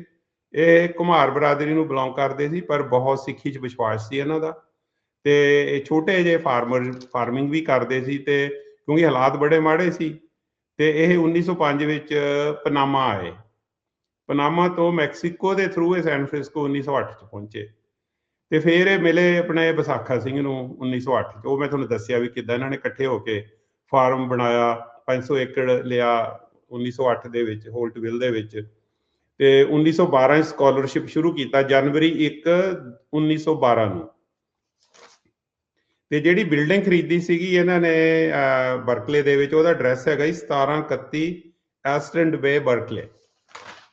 ਤੇ ਉਸ ਤੋਂ ਬਾਅਦ ਜਦੋਂ ਆਪਾਂ ਦੱਸਿਆ ਵੀ ਖਾਲਸਾ ਪੈਸੀਫਿਕ ਖਾਲਸਾ ਦੀਵਾਨ ਸੁਸਾਇਟੀ ਬਣੀ, ਤੇ ਇਹਨਾਂ ਨੇ ਗੁਰੂ ਨਾਨਕ ਦੇ ਵਿਦਿਆਰਥੀ ਆਸ਼ਰਮ ਉਹਦਾ ਨਾਂ ਰੱਖਿਆ, ਉਹ ਜਿਹੜੀ ਬਿਲਡਿੰਗ ਖਰੀਦੀ ਸੀਗੀ। ਤੇ ਇਹਨਾਂ ਦੇ ਨਾਲ ਸੰਤੋਖ ਸਿੰਘ, ਸੋਹਣ ਸਿੰਘ ਤੇ ਵਿਸਾਖਾ ਸਿੰਘ ਨੇ ਸਕਾਲਰਸ਼ਿਪ ਦੇ ਵਿੱਚ ਹੈਲਪ ਕੀਤੀ ਸੀਗੀ। ਠੀਕ ਹੈ। ਹਾਂਜੀ, ਤੇ ਜਿਹੜਾ ਸਕਾਲਰਸ਼ਿਪ ਸੀ ਉਹ ਆਲਰੇਡੀ ਗੱਲ ਕਰ ਚੁੱਕੇ ਹਾਂ, ਉਹਦਾ ਨਾਂ ਸੀ ਗੁਰੂ ਗੋਬਿੰਦ ਸਿੰਘ ਐਜੂਕੇਸ਼ਨਲ ਸਕਾਲਰਸ਼ਿਪ। ਤੇ ਉਸ ਤੋਂ ਬਾਅਦ ਇਹਨਾਂ ਨੇ ਰਲ ਕੇ ਉੱਥੇ ਇੱਕ ਮੈਂ ਦੱਸਿਆ ਜਗ੍ਹਾ ਖਰੀਦੀ, ਜਿੱਥੇ ਗੁਰੂ ਘਰ ਬਣਿਆ 1930 ਸਾਊਥ ਗ੍ਰੈਂਡ ਸਟਰੀਟ ਸਟਾਕਟਨ ਦੇ ਵਿੱਚ। ਠੀਕ ਹੈ। ਹਾਂਜੀ, ਉਹ ਮੈਂ ਪਹਿਲਾਂ ਦੱਸਿਆ, ਉੱਥੇ ਲੋਕਾਂ ਨੇ ਆ ਕੇ ਪ੍ਰੋਟੈਸਟ ਵੀ ਕੀਤਾ ਸੀਗਾ ਜੀ, ਅਕਤੂਬਰ 24। ਤੇ ਅੱਛਾ, ਹਾਂਜੀ, ਅਕਤੂਬਰ 24 ਦਾ ਦਿਨ ਸੀ ਜਦੋਂ ਪਹਿਲੀ ਵਾਰੀ ਇਹਨਾਂ ਨੇ ਪ੍ਰੋਗਰਾਮ ਦੀਵਾਨ ਕੀਤਾ ਉੱਥੇ, ਤੇ ਉੱਥੇ ਪ੍ਰੋਟੈਸਟ ਹੋਇਆ। ਤੇ ਦੋਨਾਂ ਨੇ, ਜਿਹੜੇ ਜਵਾਲਾ ਸਿੰਘ ਤੇ ਵਿਸਾਖਾ ਸਿੰਘ, ਇਹਨਾਂ ਦੀਆਂ ਜਿਹੜੀਆਂ ਪੋਜੀਸ਼ਨਾਂ ਤਾਂ ਮੈਂ ਦੱਸ ਚੁੱਕਿਆ, ਇਹ ਐਜ਼ ਅ ਗ੍ਰੰਥੀ ਵੀ ਗੁਰੂ ਘਰ ਦੇ ਵਿੱਚ ਪਾਠ ਕਰਦੇ ਸੀ, ਤੇ ਦੋਨਾਂ ਨੂੰ ਕਾਫੀ ਗਿਆਨ ਸੀ। ਤੇ ਉਸ ਤੋਂ ਬਾਅਦ ਜਿਹੜੀ ਨਵੀਂ ਬਿਲਡਿੰਗ ਆ ਉਹ ਤਾਂ 1915 ਚ ਆਪਾਂ ਕਰ ਚੁੱਕੇ ਹਾਂ ਵੀਰੇ, ਇਹ ਆਲਰੇਡੀ 1914 ਚ ਵਾਪਸ ਚਲੇ ਗਏ। ਇੱਕ ਗੱਲ ਮੈਂ ਦੱਸ ਦਿਆਂ ਵੀ ਉਸ ਜ਼ਮਾਨੇ 'ਚ ਜਿਹੜੇ ਸਿੱਖ ਸੀ ਕਾਫੀ ਸਮਝਦਾਰ ਸੀ। ਜਦੋਂ 1915 ਚ ਸਟਾਕਟਨ ਗੁਰੂ ਘਰ ਦੀ ਉਹਨਾਂ ਨੇ ਓਪਨਿੰਗ ਕੀਤੀ ਨਾ ਨਵੀਂ ਬਿਲਡਿੰਗ ਦੀ ਜੀ, ਉਹਦੇ ਵਿੱਚ ਉਹਨਾਂ ਨੇ ਇੱਕ ਪ੍ਰੋਫੈਸਰ ਆਰਥਰ ਪੋਪ ਨੂੰ ਬੁਲਾਇਆ ਸੀ। ਓਕੇ, ਕੀ ਨੋਟ ਸਪੀਕਰ ਸੀ ਕਿ ਜਿਹਨੇ ਅਮਰੀਕਨ ਲੋਕਾਂ ਨੂੰ ਸਮਝਾਇਆ ਸੀ ਵੀ ਸਿੱਖ ਧਰਮ ਕੀ ਹੁੰਦਾ। ਓਕੇ। ਤੋ ਮੇਰਾ ਕਹਿਣ ਦਾ ਮਤਲਬ ਹੈ ਵੀ ਪੜ੍ਹੇ ਲਿਖੇ ਵਿਦਵਾਨਾਂ ਦੇ ਨਾਲ ਸਾਂਝ ਰੱਖਣੀ ਬਹੁਤ ਜ਼ਰੂਰੀ ਆ, ਤੇ ਉਹ ਕਿੰਨੇ ਸਮਝਦਾਰ ਸੀ ਵੀ ਉਹਨਾਂ ਨੇ ਉਸ ਜ਼ਮਾਨੇ ਦੇ ਵਿੱਚ ਜਿਹੜੇ ਗੁਰੂ ਘਰ ਦੇ ਪ੍ਰਬੰਧਕ ਸੀ ਉਹਨਾਂ ਨੇ ਵਿਦਵਾਨ ਮਿਲਾਏ। ਮੈਂ ਰੈਪ ਕਰ ਦੇਣਾ ਗੁਰਦੁਆਰੇ ਵਾਲੀ ਗੱਲ, ਫਿਰ ਮੈਂ ਵਾਪਸ ਆਉਣਾ ਉਹਨਾਂ ਤੇ। ਹਾਂਜੀ। 1914 ਚ ਉਹ ਤਾਂ ਚਲੇ ਗਏ, 1929 ਚ ਬਣੀ ਨਵੀਂ ਬਿਲਡਿੰਗ ਸਟਾਕਟਨ ਗੁਰੂ ਘਰ ਦੀ, ਜਿਹੜੀ ਕਿ ਹੁਣ ਵਾਲੀ ਬਿਲਡਿੰਗ ਆ। ਜਿਹੜੀ ਪੁਰਾਣੀ ਬਿਲਡਿੰਗ ਆ ਉੱਥੇ ਮਿਊਜ਼ੀਅਮ ਬਣਿਆ ਹੋਇਆ। ਤੇ SGPC ਨੇ 1929 ਦੇ ਵਿੱਚ ਇਹਨਾਂ ਨੂੰ ਪਰਮਿਸ਼ਨ ਦਿੱਤੀ ਵੀ ਤੁਸੀਂ ਕੁਰਸੀਆਂ ਤੇ ਨੰਗੇ ਸਿਰ ਗੁਰੂ ਘਰ ਚ ਜਾ ਸਕਦੇ ਹੋ। ਅੱਛਾ। ਹਾਂਜੀ, ਇਹ ਸਟਾਕ, ਕਿਉਂਕਿ ਜਿਹੜੇ ਬਹੁਤੇ ਲੋਕ ਤਾਂ ਚਲੇ ਗਏ, ਹੁਣ ਪਿੱਛੇ ਜਿਹੜੇ ਰਹਿ ਗਏ ਉਹ ਇੰਨੇ ਜ਼ਿਆਦਾ ਧਰਮੀ ਨਹੀਂ ਸੀ, ਨਹੀਂ ਸੀਗੇ। ਹਾਂ। ਤੇ ਨਾਲੇ ਉਹਨਾਂ ਨੂੰ ਮੁਸ਼ਕਲ ਆਉਂਦੀਆਂ ਸੀ ਇੱਥੇ ਬਹੁਤ ਜ਼ਿਆਦਾ। ਸੋ ਉਹ ਚਾਹੁੰਦੇ ਸੀ ਵੀ ਸ਼ਾਇਦ ਅਸੀਂ ਥੋੜਾ ਅਮਰੀਕਨ ਜਿਵੇਂ ਚਰਚ ਵਿੱਚ ਉਦਾਂ ਕਰ ਲਈਏ।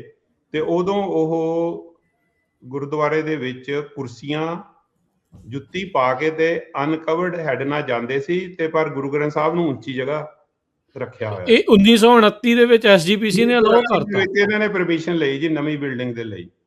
SGPC ਨੇ ਅਲਾਉ ਕਰਤਾ, ਉਦੋਂ ਉਹਨਾਂ ਨੇ ਨਹੀਂ ਕਿਹਾ ਤਾਂ ਇਹੀ ਜਾਂਦਾ ਜੀ। ਹੁਣ ਮੇਰੇ ਕੋਲੇ ਕੋਈ ਇਸ ਚੀਜ਼ ਦਾ ਕੋਈ ਡਾਕੂਮੈਂਟ ਨਹੀਂ ਆ, ਪਰ ਇਹ ਪ੍ਰਥਾ ਕਈ ਸਾਲ ਚੱਲਦੀ ਰਹੀ। ਈਵਨ ਕਿ ਇਹ ਪ੍ਰਥਾ ਇੱਥੇ ਹੀ ਨਹੀਂ ਚੱਲੀ। ਇਹ ਜਦੋਂ 1948 ਦੇ ਵਿੱਚ ਦੂਜਾ ਗੁਰਦੁਆਰਾ ਐਲ ਸੈਂਟਰੋ ਬਣਿਆ, ਉੱਥੇ ਵੀ ਇਹੀ ਕੁਝ ਸੀਗਾ, ਇਦਾਂ ਹੀ ਸੀਗੀ। ਓਕੇ। ਜੂਬਾ ਸਿਟੀ ਦੇ ਵਿੱਚ ਜਿਹੜਾ ਪਹਿਲਾ ਗੁਰਦੁਆਰਾ, ਉਹਦੀ ਸ਼ੁਰੂਆਤ 1968 ਚ ਹੋਈ ਤੇ 1973 ਚ ਬਣਿਆ। ਹਾਂ। ਤੇ ਇੱਥੇ ਵੀ ਮੈਂ ਜਿਹੜੇ ਪੁਰਾਣੇ ਬਜ਼ੁਰਗ ਦੱਸਦੇ ਆ ਵੀ ਸ਼ੁਰੂ ਦੇ ਵਿੱਚ ਚਰਚ ਸਟਾਈਲ ਸੀਗਾ, ਤੇ ਹੌਲੀ ਹੌਲੀ ਪਰ ਜਦੋਂ ਸੰਗਤ ਇੰਡੀਆ ਤੋਂ ਜ਼ਿਆਦਾ ਆਉਣ ਲੱਗ ਗਈ, ਤੇ ਉਹ ਮੁੜ ਕੇ ਫਿਰ ਉਹਨਾਂ ਨੇ ਜੋ ਇੰਡੀਆ ਵਾਲੇ ਮਰਿਆਦਾ ਸੀ ਜਾਂ ਰਿਵਾਜ ਸੀ ਉਹ ਇੱਥੇ, ਮੈਂ ਕਹਿੰਦਾ ਚੰਗਾ ਹੋ ਗਿਆ ਜੀ, ਕਰ ਲਿਆ। ਹੈ ਜੀ, ਮੈਂ ਕਿਹਾ ਚੰਗਾ ਹੋ ਗਿਆ ਜੀ, ਕਰ ਲਿਆ, ਜ਼ਰੂਰੀ ਉਹ ਵੀ ਚੀਜ਼ਾਂ। ਜੀ ਜਵਾਲਾ ਸਿੰਘ ਸੀਗੇ ਨਾ ਜਿਹੜੇ, ਉਹ ਉਸ ਤੋਂ ਬਾਅਦ ਜਦੋਂ ਚਲੇ ਗਏ, ਉਹਨਾਂ ਨੂੰ ਆਪਣਾ ਕੀ ਕਹਿੰਦੇ ਆ, ਉੱਥੇ ਫੜ ਲਿਆ ਗਿਆ ਜੀ, ਆਪਣਾ ਮਦਰਾਸ ਦੇ ਵਿੱਚ। ਅੱਛਾ। ਉੱਥੋਂ ਫੜ ਕੇ ਉਹਨਾਂ ਨੂੰ, ਇਹ ਗਏ ਸੀਗੇ, ਜਿਹੜਾ ਜਹਾਜ਼ ਦਾ ਨਾਮ ਸੀ SS ਗੋਰੀਆ। ਅੱਛਾ, ਤੇ ਉਹ ਉਧਰ ਹੀ ਮਦਰਾਸ ਵਾਲੇ ਪਾਸੇ ਇੱਥੋਂ ਜਿਹੜੇ ਜਹਾਜ਼ ਤੇ ਗਏ ਸੀਗੇ, ਉਹਦੇ ਵਿੱਚ ਕਾਫੀ ਬੰਦੇ ਸੇਮ ਜਹਾਜ਼ ਤੇ ਗਏ ਸੀ। ਸਿੰਗਾਪੁਰ ਦੇ ਵਿੱਚ ਇਹਨਾਂ ਨੇ ਟਰਾਈ ਕੀਤੀ ਵੀ ਆਪਣੀਆਂ ਰੈਜੀਮੈਂਟਾਂ ਨੂੰ ਭੜਕਾਉਣ ਦੀ, ਵੀ ਤੁਸੀਂ ਵੀ ਆ ਜਾਓ, ਪਰ ਉਹ ਬੰਦੇ ਕਹਿੰਦੇ ਜ਼ਿਆਦਾ ਮੰਨੇ ਨਹੀਂ। ਤੇ ਫਿਰ ਇਹ ਕਲਕੱਤਾ ਦੇ ਵਿੱਚ ਇਹਨਾਂ ਨੂੰ ਗ੍ਰਿਫਤਾਰ ਕਰਕੇ ਤੇ ਇਹਨਾਂ ਨੂੰ ਲੁਧਿਆਣੇ ਲੈ ਗਏ ਜੀ। ਇਹ ਉਤਰੇ ਵੀ ਉੱਥੇ ਸੀਗੇ ਭਾਰਤ ਵਿੱਚ, ਕਲਕੱਤੇ ਵਾਲੇ ਪਾਸੇ ਹੀ ਗਏ ਸੀਗੇ। ਉਤਰੇ ਤੇ ਕਲਕੱਤਾ 'ਚ ਇਹਨਾਂ ਨੂੰ ਗ੍ਰਿਫਤਾਰ ਕਰ ਲਿਆ ਗਿਆ। ਇਹ ਵੀ ਇਹਨਾਂ ਨੂੰ ਉਤਰਦਿਆਂ ਗ੍ਰਿਫਤਾਰ ਕੀਤਾ ਗਿਆ ਜਾਂ ਬਾਅਦ ਦੇ ਵਿੱਚ ਕੋਈ ਗਤੀਵਿਧੀਆਂ ਕਰਦੇ ਸੀ? ਉਤਰਦਿਆਂ ਨੂੰ ਹੀ ਗ੍ਰਿਫਤਾਰ ਕਰਕੇ ਨਾ, ਹਾਂ, ਇਹਨਾਂ ਨੂੰ ਉੱਥੋਂ ਫਿਰ ਗੱਡੀ ਦੇ ਵਿੱਚ ਉੱਥੇ ਲਿਆਂਦਾ ਗਿਆ ਪੰਜਾਬ। ਅੱਛਾ ਡਾਕਟਰ ਸਾਹਿਬ, ਇੱਕ ਚੀਜ਼ ਜਿਹੜੇ ਦੱਸਿਓ ਵੀ ਕੀ ਫਿਰ ਬ੍ਰਿਟਿਸ਼ ਐਮਪਾਇਰ ਨੂੰ ਪਹਿਲਾਂ ਹੀ ਪਤਾ ਸੀਗਾ ਵੀ ਇਹ ਪੰਜਾਬੀ ਦੀ ਲੜਾਈ ਲਈ ਭਾਈ ਸਾਹਿਬ ਗਦਾਰ ਇੰਨੇ ਸੀਗੇ, ਗਦਾਰ ਇੱਥੇ ਬੈਠੇ ਜਿਨ੍ਹਾਂ ਨੂੰ ਅਸੀਂ ਹੀਰੋ ਬਣਾਈ ਜਾਂਦੇ ਆ, ਉਹ ਸਾਰੀ ਇਨਫੋਰਮੇਸ਼ਨ ਦੇ ਹੀ ਜਾਂਦੇ ਸੀ। ਤਾਂ ਹੀ ਅਗਲਿਆਂ ਨੂੰ ਇਹ ਟੌਪਿਕ ਕਿਸੇ ਦਿਨ ਨਾ ਮੈਂ ਪ੍ਰਭਜੋਤ ਦੇ ਨਾਲ ਬੈਠ ਕੇ, ਉਹਨਾਂ ਨੇ ਸਾਰੇ ਗਦਾਰਾਂ ਦੇ ਨਾਂ ਇਕੱਠੇ ਕਰ ਲਏ ਨੇ। Very good. ਮੈਨੂੰ ਕਿ ਬ੍ਰਿਟਿਸ਼ ਪੈਸੇ ਦਿੰਦੀ ਸੀ। ਇਹ ਤਾਂ ਬਿਲਕੁਲ ਐਕਸਪੋਜ਼ ਹੋਣੇ ਚਾਹੀਦੇ ਵੀ ਐਵੇਂ ਉਹਨਾਂ ਨੂੰ ਕਈਆਂ ਨੂੰ ਹੀਰੋ ਬਣਾਇਆ ਜੀ। ਉਸ ਤੇ ਕੰਮ ਹੋ ਰਿਹਾ ਜੀ। ਸੱਚੇ ਸੁੱਚੇ ਲੋਕਾਂ ਨੂੰ ਤਾਂ ਉਹਨਾਂ ਨੇ ਫੜਵਾਤਾ ਜੀ।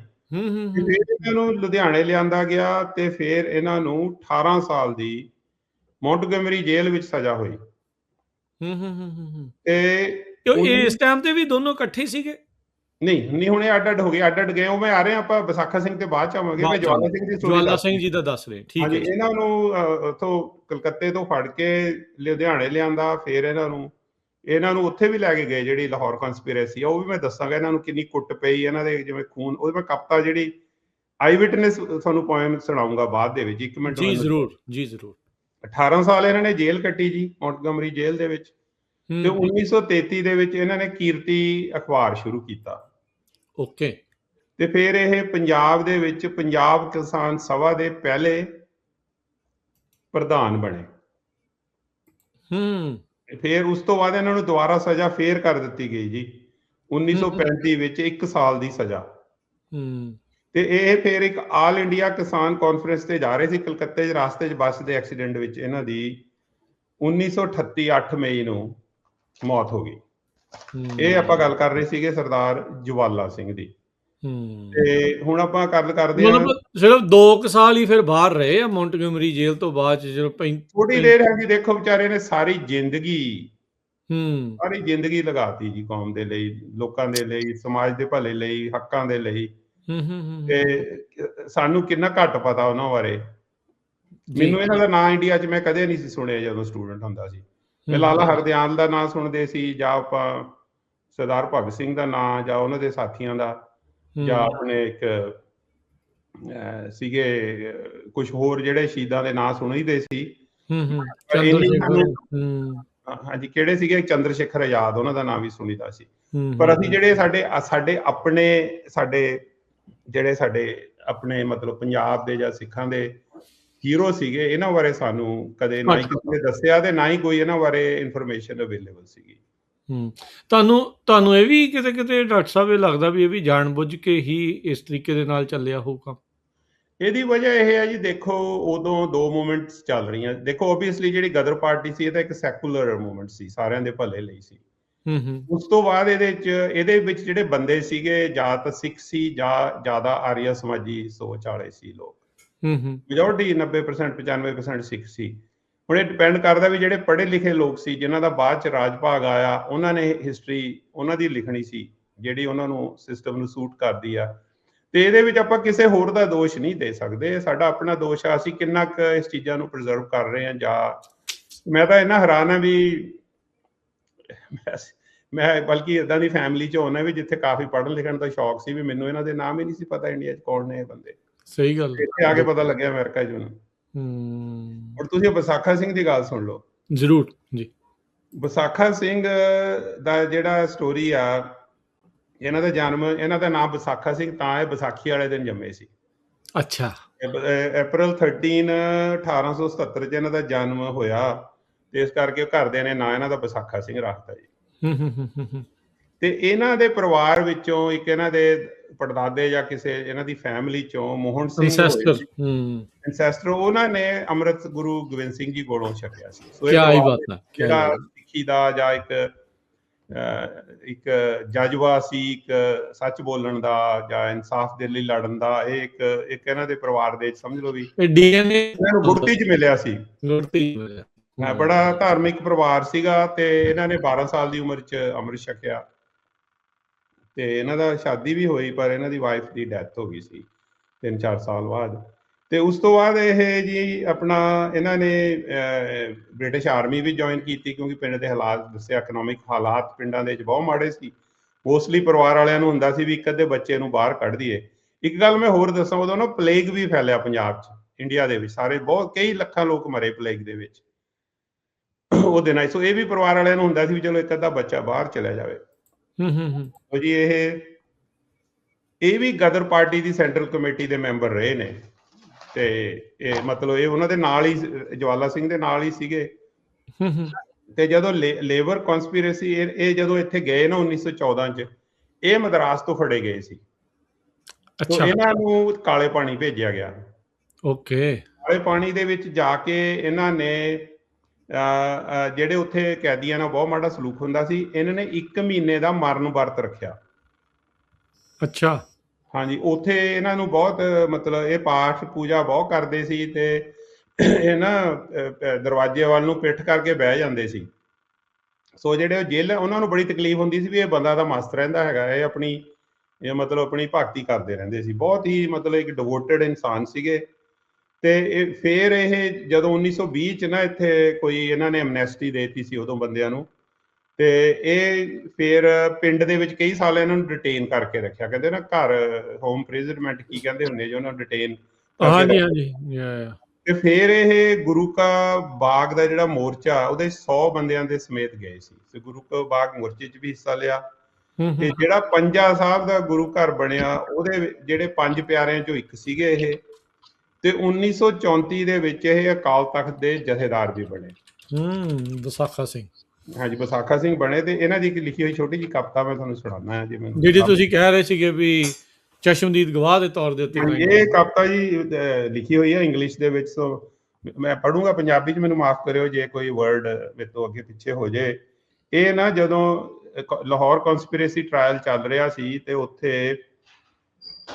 ਜਿਹੜੇ ਸੀਗੇ ਆਪਣੇ ਪੁਲਿਸ, ਇਹ ਆਪਸ ਕੋਈ ਗੱਲਬਾਤ ਕਰ ਰਹੇ ਸੀ ਤੇ ਪੁਲਿਸ ਵਾਲਿਆਂ ਨੇ ਨਾ ਇਹਨਾਂ ਨੂੰ ਜਵਾਲਾ ਸਿੰਘ ਨੂੰ ਸਜ਼ਾ ਦਿੱਤੀ ਵੀ ਇਹਨੂੰ ਅਸੀਂ ਲੈਸਨ ਟੀਚ ਕਰਨਾ ਜੇਲ੍ਹ ਦੇ ਵਿੱਚ। ਜੋ ਉੱਥੇ ਤੇ ਸੋਹਣ ਸਿੰਘ ਭਖਣਾ ਵੀ ਸੀਗੇ, ਉਹ ਵੀ ਬੜੇ ਇਸ ਚੀਜ਼ ਤੋਂ, ਉਹਨਾਂ ਨੇ ਅਗਲੇ ਦਿਨ ਬਹੁਤ ਪ੍ਰੋਟੈਸਟ ਕੀਤਾ ਸੀ ਜੋ ਇਹਨਾਂ ਨਾਲ ਹੋਇਆ। ਸੋ ਇਹ ਨਾ ਵਿਸਾਖਾ ਸਿੰਘ ਆਪਣੇ ਦੋਸਤ ਬਾਰੇ ਲਿਖ ਰਹੇ ਨੇ। ਨਾਲ ਟਿਕ ਟਿਕੀ ਬੰਨ ਕੇ ਜਵਾਲਾ ਸਿੰਘ ਨੂੰ ਪਿਆਰੇ ਵੀਰ ਨੂੰ ਬੈਂਤ ਫਿਰ ਲਗਾਉਣ ਲੱਗੇ। ਫਿਰ ਲਿਖਦੇ ਆ, ਮਾਰ ਮਾਰ ਕੇ ਬੋਟੀਆਂ ਕੱਢਤੀਆਂ ਨੇ ਪਿੰਜਾਂ ਵਾਂਗ ਫਿਰ ਮਾਸ ਉਡਾਉਣ ਲੱਗੇ। ਇੰਨਾ ਕੁੱਟਿਆ ਵੀ ਪਿੰਜਿਆ ਜਿਵੇਂ ਰੂਹ ਦੇ ਮੰਗੂ ਉਹਨਾਂ ਦਾ ਮਾਸ ਲਾਤਾ। ਕਹਿੰਦੇ ਉਦੋਂ ਖੂਨ ਦੇ ਵੀਰੋ ਕਢਾਲ ਵਗ ਪਏ। ਕਢਾਲ ਪੰਜਾਬੀ ਦਾ ਪੁਰਾਣਾ ਸ਼ਬਦ ਹੈ ਵੀ ਜਦੋਂ ਮਤਲਬ ਪ੍ਰਫਿਊਜ਼ ਬਲੀਡਿੰਗ ਹੋਣ ਲੱਗ ਗਈ। ਉਦੋਂ ਖੂਨ ਦੇ ਵੀਰੋ ਕਢਾਲ ਵਗ ਪਏ। ਕਾਈ ਵੇਖ ਕੇ ਵੀ ਨੀਰ ਵਹਿਣ ਲੱਗਾ। ਮਤਲਬ ਇਹ ਹਾਲਾਤ ਵੇਖ ਕੇ ਮੇਰੀਆਂ ਅੱਖਾਂ 'ਚ ਹੰਝੂ ਆਉਣ ਲੱਗ ਗਏ। ਫਿਰ ਅੱਗੇ ਦੇਖਦੇ ਹਾਂ, ਦਾਸ ਸਿੰਘ ਵਿਸਾਖਾ ਦੀ ਬੇਨਤੀ ਜੀ ਜਵਾਲਾ ਸਿੰਘ ਨਾ ਮੂਲ ਘਬਰਾਉਣ ਲੱਗੇ। ਕਹਿੰਦਾ ਵੀ ਉਹ ਬਿਲਕੁਲ ਵੀ ਨਹੀਂ ਘਬਰਾਇਆ ਵੀ ਉਹਨੂੰ ਇੰਨਾ ਕੁੱਟਿਆ ਇਹਨਾਂ ਨੇ ਬੰਨ ਕੇ ਪਿੱਲਰ ਦੇ ਨਾਲ, ਉਹਦੇ ਮਾਸ ਢੇੜਤਾ ਤੇ ਖੂਨ ਚੱਲ ਪਿਆ। ਤੇ ਪਰ ਜਦੋਂ ਆਹ ਸਲੂਕ ਕੀਤਾ ਨਾ ਤੇ ਫਿਰ ਇਸ ਨੂੰ ਬੜਾ ਸਟਰੋਂਗਲੀ ਸੋਹਣ ਸਿੰਘ ਭਖਣਾ ਉਹਨਾਂ ਨੇ ਪ੍ਰੋਟੈਸਟ ਕੀਤਾ ਸੀਗਾ। ਆਪਾਂ ਸੋਹਣ ਸਿੰਘ ਭਖਣਾ ਬਾਰੇ ਵੀ ਆਉਣ ਵਾਲੇ ਪ੍ਰੋਗਰਾਮਾਂ 'ਚ ਗੱਲ ਕਰਾਂਗੇ। ਮੇਰੇ ਖਿਆਲ 'ਚ ਉਹ ਵੀ ਇੱਕ ਇੰਪੋਰਟੈਂਟ ਸ਼ਖਸੀਅਤ ਆ। ਬੇਸ਼ੱਕ ਲੋਕਾਂ ਨੇ ਉਹਨਾਂ ਦਾ ਨਾਂ ਸੁਣਿਆ, ਪਰ ਜੋ ਉਹਨਾਂ ਦੇ ਵਿੱਚ ਇਨਸਾਨੀਅਤ ਦਾ, ਮਨੁੱਖੀ ਅਧਿਕਾਰਾਂ ਦਾ, ਬਰਾਬਰਤਾ ਦਾ, ਜੋ ਉਹਨਾਂ ਨੇ ਲੜਕੀਆਂ ਦੇ ਲਈ ਸਕੂਲ ਖੋਲ੍ਹਿਆ, ਉਹ ਬਹੁਤ ਇੰਪੋਰਟੈਂਟ ਗੱਲਾਂ ਨੇ। ਉਹ ਮੈਨੂੰ ਜਾਣਨ ਦਾ ਮੌਕਾ ਮਿਲਿਆ। ਉਹਨਾਂ ਦੇ ਰਿਸ਼ਤੇਦਾਰ ਜੋ ਕਿ ਉਹਨਾਂ ਨਾਲ ਰਹੇ ਹੋਏ ਨੇ, ਇਹ ਆਪਾਂ ਆਉਣ ਵਾਲੇ ਪ੍ਰੋਗਰਾਮਾਂ ਦੇ ਵਿੱਚ ਗੱਲ ਕਰਾਂਗੇ। ਜੇ ਤੁਹਾਡੇ ਕੋਲੇ ਟਾਈਮ ਹੈਗਾ ਤਾਂ ਮੈਂ 2 ਹਸਤੀਆਂ ਜਿਹੜੀਆਂ ਕਿ ਆਪਾਂ ਸੱਚ ਇਹ ਗੱਲ ਕਰਨੀ ਭੁੱਲ ਗਏ ਵੀ ਹੋਇਆ ਕੀ ਉਸ ਤੋਂ ਬਾਅਦ ਜਦੋਂ ਉੱਥੇ ਚਲੇ ਗਏ। ਇਹਨਾਂ ਦੀ ਜਿਹੜੀ ਸਟਰਗਲ ਸੀਗੀ, ਜਿਹੜੇ ਇਨਫੋਰਮਰਸ ਨੇ ਬ੍ਰਿਟਿਸ਼ ਨੂੰ ਆਲਰੇਡੀ ਪਤਾ, ਗ੍ਰਿਫਤਾਰ ਕਰਵਾਤੇ, ਸਜ਼ਾਵਾਂ ਗਏ ਜੇਲਾਂ। 42 ਬੰਦਿਆਂ ਨੂੰ ਤਾਂ ਫਾਂਸੀ ਲਾਤੀ ਲਾਹੌਰ ਟ੍ਰਾਇਲ 'ਚ 2 ਕੇਸਾਂ ਦੇ ਵਿੱਚ। ਬਾਕੀ ਇਹਨੂੰ ਕਾਲੇ ਪਾਣੀ ਭੇਜਤਾ, ਕਿਸੇ ਨੂੰ ਡਿਟੇਨ ਕਰ ਲਿਆ, ਕਿਸੇ ਨੂੰ ਡਰਾ ਕੇ ਖਰੀਦ ਵੀ ਲਿਆ, ਕੁਝ ਬੰਦਿਆਂ ਨੂੰ ਉਹਨਾਂ ਨੇ ਆਪਣੇ ਏਜੰਟ ਵੀ ਬਣਾ ਲਿਆ। ਸੋ ਉਹ ਮੂਵਮੈਂਟ ਸੀ ਜਿਹੜੀ, ਉਹ ਬੇਸ਼ੱਕ ਜੋ ਉਹਨਾਂ ਦਾ ਇਮੀਡੀਏਟ ਗੋਲ ਸੀਗਾ ਉਹ ਉਸ ਨੂੰ ਨਹੀਂ ਪ੍ਰਾਪਤ ਕਰ ਸਕੇ, ਕਿਉਂਕਿ ਉਹਨਾਂ ਦੀ ਕੋਸ਼ਿਸ਼ ਸੀਗੀ ਵੀ ਫੌਜ ਵਿੱਚ ਬਗਾਵਤ ਹੋਵੇ। ਪਰ ਬਗਾਵਤ ਤਾਂ ਨਹੀਂ ਹੋਈ, ਪਰ ਲੋਕਾਂ ਦੇ ਵਿੱਚ ਇੱਕ ਜਾਗਰੂਕਤਾ ਤੇ ਚੇਤਨਤਾ ਆ ਗਈ। ਤੇ ਬ੍ਰਿਟਿਸ਼ ਸਰਕਾਰ ਸੀ ਜਿਹੜੀ, ਉਹ ਬੜਾ ਇਸ ਚੀਜ਼ ਤੋਂ ਭੈਭੀਤ ਸੀਗੀ ਵੀ ਕਿਤੇ ਫੌਜ ਵਿੱਚ ਬਗਾਵਤ ਨਾ ਹੋ ਜਾਏ, ਕਿਉਂਕਿ ਉਹ ਵਰਲਡ ਵਾਰ 1 ਦੇ ਵਿੱਚ ਬਿਜ਼ੀ ਸੀਗੇ। ਤੇ ਉਹ ਸਾਡੇ ਬੰਦੇ ਨੂੰ ਯੂਜ਼ ਕਰ ਰਹੇ ਸੀ ਦੂਜਿਆਂ ਨਾਲ ਲੜਨ ਲਈ। ਸੋ ਸਾਨੂੰ ਤਾਂ ਦੋਵੇਂ ਪਾਸੇ ਤੋਂ ਸਾਡੇ ਬੰਦੇ ਹੀ ਮਰ ਰਹੇ ਸੀ। ਇੱਥੇ ਵੀ ਕੁੱਟ ਖਾ ਰਹੇ ਸੀ, ਉੱਥੇ ਮਰ ਰਹੇ ਸੀਗੇ। ਹਾਂ, ਤੇ ਫਿਰ ਇਸ ਤੋਂ ਬਾਅਦ ਕੀ ਹੋਇਆ, ਜਦੋਂ ਵਰਲਡ ਵਾਰ 1 ਮੁੱਕ ਗਈ ਨਾ, ਤਾਂ ਇਹ ਗੱਲ ਬੜੀ ਜ਼ਰੂਰੀ ਹੈ। ਮੇਰੇ ਖਿਆਲ ਕਿ ਸ਼ਾਇਦ ਕੁਝ ਲੋਕਾਂ ਨੂੰ ਇਸ ਚੀਜ਼ ਬਾਰੇ ਪਤਾ ਹੋਵੇ, ਸ਼ਾਇਦ ਬਹੁਤਿਆਂ ਨੂੰ ਨਹੀਂ ਪਤਾ। ਤੇ ਇੱਕ ਨਾ ਡਿਫੈਂਸ ਕਮੇਟੀ ਬਣਾਈ ਬਰਤਾਨੀਆ ਦੀ ਸਰਕਾਰ ਨੇ ਵੀ ਇਹ ਜਿਹੜੇ ਗਦਰਾਂ ਦੇ ਵਿੱਚ ਇੰਨੀ ਬਾਗੀਪਣਾ ਵੀ ਇਹ ਕਿਸੇ ਬਾਹਰ ਨਾ ਫੈਲ ਜੇ, ਦੂਜੇ ਲੋਕਾਂ ਤਾਈਂ ਇਹ ਗੱਲ ਨਾ ਜਾਵੇ। ਤਾਂ ਉਹਨਾਂ ਨੇ ਇੱਕ ਕਮੇਟੀ ਬਣਾਈ। ਉਹ ਕਮੇਟੀ ਨੇ ਰეკਮੈਂਡ ਕੀਤਾ ਰੌਲਟ ਐਕਟ। ਠੀਕ ਹੈ। ਰੌਲਟ ਐਕਟ ਬਣਾਇਆ ਗਿਆ ਵੀ ਤੁਸੀਂ ਕਿਸੇ ਵੀ ਬੰਦੇ ਨੂੰ 2 ਸਾਲ ਲਈ ਜੇਲ੍ਹ ਦੇ ਵਿੱਚ ਬਿਨਾਂ ਕਿਸੇ ਮੁਕੱਦਮਾ ਜਾਂ ਬਿਨਾਂ ਕਿਸੇ ਸੁਣਵਾਈ ਤੋਂ ਰੱਖ ਸਕਦੇ ਹੋ, ਜੋ ਅੱਜ ਕੱਲ੍ਹ NSA ਵਗੈਰਾ ਆ, ਉੱਥੇ ਆਉਂਦੇ ਆ ਜੀ ਆਪਾਂ। ਸੋ ਉਹਨਾਂ ਨੇ ਰੌਲਟ ਐਕਟ ਬਣਾਇਆ ਤੇ ਉਹ ਰੌਲਟ ਐਕਟ ਦੇ ਖਿਲਾਫ ਜਦੋਂ ਪ੍ਰੋਟੈਸਟ ਹੋਏ, ਸਾਰੇ ਇੰਡੀਆ 'ਚ ਹੋਏ, ਪਰ ਜ਼ਿਆਦਾ ਪ੍ਰੋਟੈਸਟ ਵੱਡੇ ਪੰਜਾਬ ਦੇ ਵੱਡੇ ਸ਼ਹਿਰਾਂ 'ਚ ਹੀ ਹੋਏ, ਦਿੱਲੀ ਤੋਂ ਲਾ ਕੇ, ਕਿਉਂਕਿ ਦਿੱਲੀ ਵੀ ਉਦੋਂ ਪੰਜਾਬ 'ਚ ਹੀ ਨਾਲ ਹੀ ਅਟੈਚ ਸੀ। ਆਪਣਾ ਅੰਮ੍ਰਿਤਸਰ 'ਚ ਬਹੁਤ ਸਭ ਤੋਂ ਵੱਡਾ ਪ੍ਰੋਟੈਸਟ ਅੰਮ੍ਰਿਤਸਰ ਤੇ ਲਾਹੌਰ 'ਚ ਹੋਏ ਸੀ। ਤੇ ਅੰਮ੍ਰਿਤਸਰ ਦੇ ਵਿੱਚ ਜਦੋਂ ਆਪਣੇ ਬੰਦੇ ਪ੍ਰੋਟੈਸਟ ਕਰਨ ਲਈ ਇਕੱਠੇ ਹੋਏ ਸੀ, ਪੀਸਫੁਲ ਪ੍ਰੋਟੈਸਟ ਸੀ ਉਹਨਾਂ ਦਾ, ਜਲਿਆਂਵਾਲੇ ਬਾਗ 'ਚ ਇਕੱਠੇ ਹੋਏ ਸੀ, ਵਿਸਾਖੀ ਦਾ ਦਿਨ ਸੀ, ਬਹੁਤ ਲੋਕ ਗੁਰੂ ਘਰ ਵੀ ਆਏ ਤੇ ਉੱਥੇ ਵੀ ਚਲੇ ਗਏ। ਤੇ ਉੱਥੇ ਉਹਨਾਂ ਨੇ ਜਿਹੜੀ ਗੋਲੀ ਚਲਾਈ ਉਹ ਕੋਈ ਅਨਪਲੈਨਡ ਨਹੀਂ ਸੀ, ਉਹ ਬੜੀ ਸੋਚੀ ਸਮਝੀ ਸਾਜ਼ਿਸ਼ ਸੀ ਵੀ ਇਹਨਾਂ ਨੂੰ ਇੱਕ ਲੈਸਨ ਸਿਖਾਉਣਾ, ਕਿਉਂਕਿ ਉਹੀ ਬੰਦਾ ਇੰਚਾਰਜ ਸੀਗਾ ਜਿਹੜਾ ਗਦਰ ਪਾਰਟੀ ਦੀ ਇੰਟੈਲੀਜੈਂਸ ਇਕੱਠੀ ਕਰਦਾ ਸੀ, ਉਹ ਸੀਗਾ ਜੀ ਲੈਫਟੀਨੈਂਟ ਗਵਰਨਰ ਉਡਵਾਇਰ। ਪਹਿਲਾਂ ਹੋਮ ਸੈਕਟਰੀ ਸੀਗਾ ਪੰਜਾਬ ਦਾ ਤੇ ਬਾਅਦ ਲੈਫਟੀਨੈਂਟ ਗਵਰਨਰ ਬਣਿਆ। ਸੋ ਉਹ ਇਸ ਚੀਜ਼ ਦਾ, ਇਸ ਮਹਿਕਮੇ ਦਾ ਇੰਚਾਰਜ ਸੀਗਾ ਵੀ ਇਹ ਜਿਹੜੇ ਬਾਗੀਪਣਾ ਇਹਨਾਂ 'ਚ ਖਤਮ ਕਰਨਾ, ਵੀ ਇਹਨਾਂ ਨੂੰ ਲੈਸਨ ਸਿਖਾਉਣਾ। ਸੋ ਜੋ ਜਲਿਆਂਵਾਲੇ ਬਾਗ ਦੇ ਵਿੱਚ ਹੋਇਆ ਉਹ ਸਭ ਨੂੰ ਪਤਾ, ਜੋ ਉਸ ਤੋਂ ਅਗਲੇ ਦਿਨ ਹੋਇਆ ਉਹ ਬਹੁਤ ਲੋਕਾਂ ਨੂੰ ਨਹੀਂ ਪਤਾ। ਅਗਲੇ ਦਿਨ ਕੀ ਹੋਇਆ, ਗੁਜਰਾਂਵਾਲਾ ਇੱਕ ਸ਼ਹਿਰ ਹੈ ਜਿੱਥੋਂ ਮਹਾਰਾਜਾ ਰਣਜੀਤ ਸਿੰਘ ਬਿਲੋਂਗ ਕਰਦੇ ਸੀ, ਗੁਜਰਾਂਵਾਲਾ ਸ਼ਹਿਰ ਦੇ ਵਿੱਚ ਬਹੁਤ ਵੱਡੇ ਪ੍ਰੋਟੈਸਟ ਹੋਏ ਜਲਿਆਂਵਾਲੇ ਬਾਗ ਦੇ ਮੈਸੇਕਰ ਦੇ ਖਿਲਾਫ। ਬਰਤਾਨੀਆ ਦੀ ਸਰਕਾਰ ਨੇ ਆਪਣੀ ਰਾਇਲ ਬ੍ਰਿਟਿਸ਼ 에ਅਰ ਫੋਰਸ ਦੇ ਜਹਾਜ਼ਾਂ ਨੇ ਬੰਬ ਸਿੱਟੇ ਪ੍ਰੋਟੈਸਟਰਸ ਤੇ। ਗੁਜਰਾਂਵਾਲੇ ਦੇ ਵਿੱਚ ਖਾਲਸਾ ਸਕੂਲ ਦੇ ਗਰਾਊਂਡ ਵਿੱਚ ਬੰਬ ਸਿੱਟਿਆ ਗਿਆ, ਇੱਕ ਰੇਲਵੇ ਤੇ। ਹਾਂ, ਉਹਦੇ 9-10 ਬੰਦੇ ਮਰੇ। ਉਹਨਾਂ ਨੇ ਜਿਹੜੇ ਬੰਬ ਸਿੱਟੇ ਅੱਧੇ ਤਾਂ ਚੱਲੇ ਨਹੀਂ, ਅੱਧੇ ਚੱਲ ਪਏ, ਤੇ ਇੱਕ ਬੰਦਾ ਮਸ਼ੀਨ ਗਨ ਨਾਲ ਜਹਾਜ਼ ਵਿੱਚੋਂ ਗੋਲੀਆਂ ਚਲਾ ਰਿਹਾ ਸੀ। Can you believe it? ਵੀ ਜਲਿਆਂਵਾਲੇ ਬਾਗ ਦਾ ਸਭ ਨੂੰ ਪਤਾ, ਪਰ ਆਹ ਇਨਸੀਡੈਂਟ ਦਾ ਕਿਸੇ ਨੂੰ ਨਹੀਂ ਪਤਾ। ਮੈਨੂੰ ਤਾਂ ਅੱਜ ਪਤਾ ਲੱਗ ਗਿਆ। ਉਹਦੇ 'ਚ ਔਰਤ ਤੇ ਬੱਚਾ ਵੀ ਮਾਰਿਆ ਗਿਆ। ਵਾਹ। ਉਹ ਸਾਰੇ ਉਹਦੀ ਜਦੋਂ ਕਮੇਟੀ ਨੇ ਮੀਟਿੰਗ ਕੀਤੀ ਨਾ, ਵੀ ਇਹ ਬ੍ਰਿਟਿਸ਼ ਨੇ ਇਨਵੈਸਟੀਗੇਟ ਕੀਤਾ, ਉਹ ਕਹਿੰਦੇ ਵੈਸੇ ਏਦਾਂ ਕਰਨਾ ਨਹੀਂ ਸੀ ਚਾਹੀਦਾ, ਪਰ ਅਸੀਂ ਠੱਲ ਪਾਤੀ।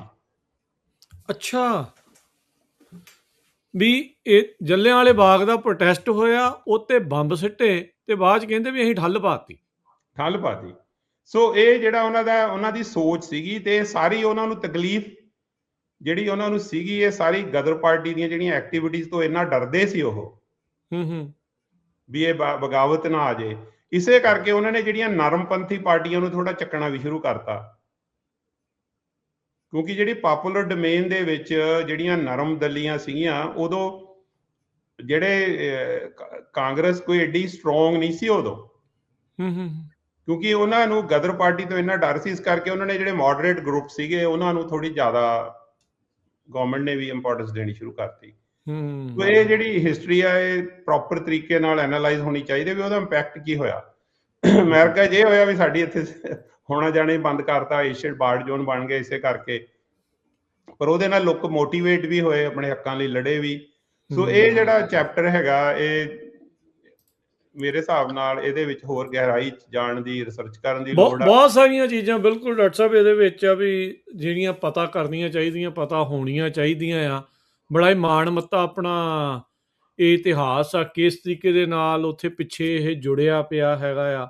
ਸੋ ਇਹ ਜਾਣਨਾ ਬਹੁਤ ਜ਼ਿਆਦਾ ਜ਼ਰੂਰੀ ਆ, ਤੇ ਅਸੀਂ ਧੰਨਵਾਦ ਕਰਦੇ ਹਾਂ ਤੁਹਾਡਾ ਵੀ ਤੁਸੀਂ ਇੰਨੀ ਰਿਸਰਚ ਕਰਦੇ ਆ, ਇਹ ਜਾਣਕਾਰੀਆਂ ਪ੍ਰਾਪਤ ਕਰਦੇ, ਇਕੱਠੀਆਂ ਕਰਦੇ, ਤੇ ਫਿਰ ਤੁਸੀਂ ਆ ਕੇ ਪ੍ਰੋਗਰਾਮ ਪੰਜਾਬੀ ਪਾਇਨੀਅਰਸ ਦੇ ਵਿੱਚ ਆਪਣੇ ਨਾਲ ਜਿਹੜੀ ਉਹ ਸਾਂਝ ਤੁਸੀਂ ਪਾਉਂਦੇ ਆ। ਅੱਜ ਦਾ ਸਮਾਂ ਤਾਂ ਡਾਕਟਰ ਸਾਹਿਬ ਸਮਾਪਤ ਹੋ ਗਿਆ ਆ। ਆਪਾਂ ਜਿਹੜੀਆਂ ਤੁਸੀਂ 2 ਪਰਸਨੈਲਿਟੀਜ਼ ਦੀ ਗੱਲ ਕਰ ਰਹੇ ਹੋ, ਆਪਾਂ ਅਗਲੀ ਵਾਰ ਉਹਨਾਂ ਦੇ ਉੱਤੇ ਜਿਹੜੀ ਉਹ ਗੱਲਬਾਤ ਕਰਾਂਗੇ। ਸੋ ਇੱਦਾਂ ਦੀਆਂ ਬਹੁਤ ਸਾਰੀਆਂ ਪਰਸਨੈਲਿਟੀਜ਼ ਆ ਜਿਨ੍ਹਾਂ ਦੇ ਬਾਰੇ, ਸ਼ਖਸੀਅਤਾਂ ਆ ਜਿਨ੍ਹਾਂ ਦੇ ਬਾਰੇ ਜਾਣਨਾ, ਜਿਨ੍ਹਾਂ ਦਾ ਇੱਥੇ ਦੇ ਇਤਿਹਾਸ, ਇੱਥੇ ਦੀਆਂ ਸਟਰਗਲਸ ਦੇ ਨਾਲ ਸਿੱਧਾ ਹੀ ਵਾਹ ਵਾਸਤਾ ਆ। ਤੇ ਅੱਜ ਜਿਸ ਤਰੀਕੇ ਦੇ ਨਾਲ ਆਪਾਂ ਆਰਾਮ ਦੇ ਨਾਲ, ਇੱਕ ਹਿਸਾਬ ਦੇ ਨਾਲ ਉਹਨਾਂ ਸਮਿਆਂ ਦੇ ਮੁਕਾਬਲੇ ਰਹਿ ਰਹੇ ਆ, ਵੀ ਉਹਨਾਂ ਦਾ ਕਿੱਡਾ ਵੱਡਾ ਜਿਹੜਾ ਉਹ ਯੋਗਦਾਨ ਸੀਗਾ। ਮੈਂ 1-2 ਗੱਲਾਂ ਦੱਸਣੀਆਂ ਚਾਹੁੰਦਾ ਕਿ ਸਾਡੇ ਕਿੱਥੇ ਭੈਣ ਜੀ ਨੇ ਯੂਬਾ ਸਿਟੀ 'ਚ, ਉਹ ਪੰਡਿਤ ਕਾਂਸੀ ਰਾਮ ਦੇ ਗ੍ਰੇਟ ਗ੍ਰੈਂਡ ਡਾਟਰ ਨੇ। ਉਹ ਆਪਣਾ ਪ੍ਰੋਗਰਾਮ ਸੁਣ ਕੇ ਉਹਨਾਂ ਨੇ ਮੇਰੇ ਨਾਲ ਰਾਬਤਾ ਕੀਤਾ, ਮੈਂ ਉਹਨਾਂ ਨਾਲ ਵੀ ਗੱਲਬਾਤ ਕਰਾਂਗਾ।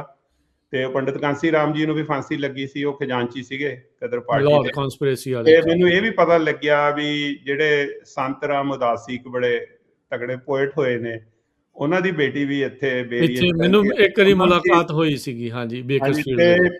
ਜਿਹੜੀ ਆਪਾਂ ਪਰਸਨੈਲਿਟੀਜ਼ ਦੀ ਗੱਲ ਕਰ ਰਹੇ ਹਾਂ, ਮੈਂ ਮਾੜਾ ਜਿਹਾ ਆਪਣੇ ਸਰੋਤਿਆਂ ਨੂੰ ਦੱਸ ਦਾਂਗੇ। ਆਪਾਂ ਤੁਹਾਡੇ ਨਾਲ 2 ਏਦਾਂ ਦੇ ਬੰਦਿਆਂ ਨੇ ਗੱਲ ਕਰਨੀ ਹੈ ਵੀ ਜਿਨ੍ਹਾਂ ਨੇ ਦੁਨੀਆ ਦੇ ਵਿੱਚ, ਜਿਨ੍ਹਾਂ ਦਾ ਨਾਂ ਸਾਇੰਸ ਦੇ ਵਿੱਚ, ਇੱਕ ਮੈਡੀਕਲ ਫੀਲਡ ਤੇ ਇੱਕ ਨੋਨ ਮੈਡੀਕਲ ਫੀਲਡ ਦੇ ਵਿੱਚ ਡਾਕਟਰ ਹਰਗੋਬਿੰਦ ਖੁਰਾਣਾ ਵੀ ਪੰਜਾਬ ਨਾਲ ਸੰਬੰਧਿਤ ਸੀ, ਰਾਏਪੁਰ ਮੁਲਤਾਨ 'ਚ ਉਹਨਾਂ ਦਾ ਜਨਮ ਹੋਇਆ।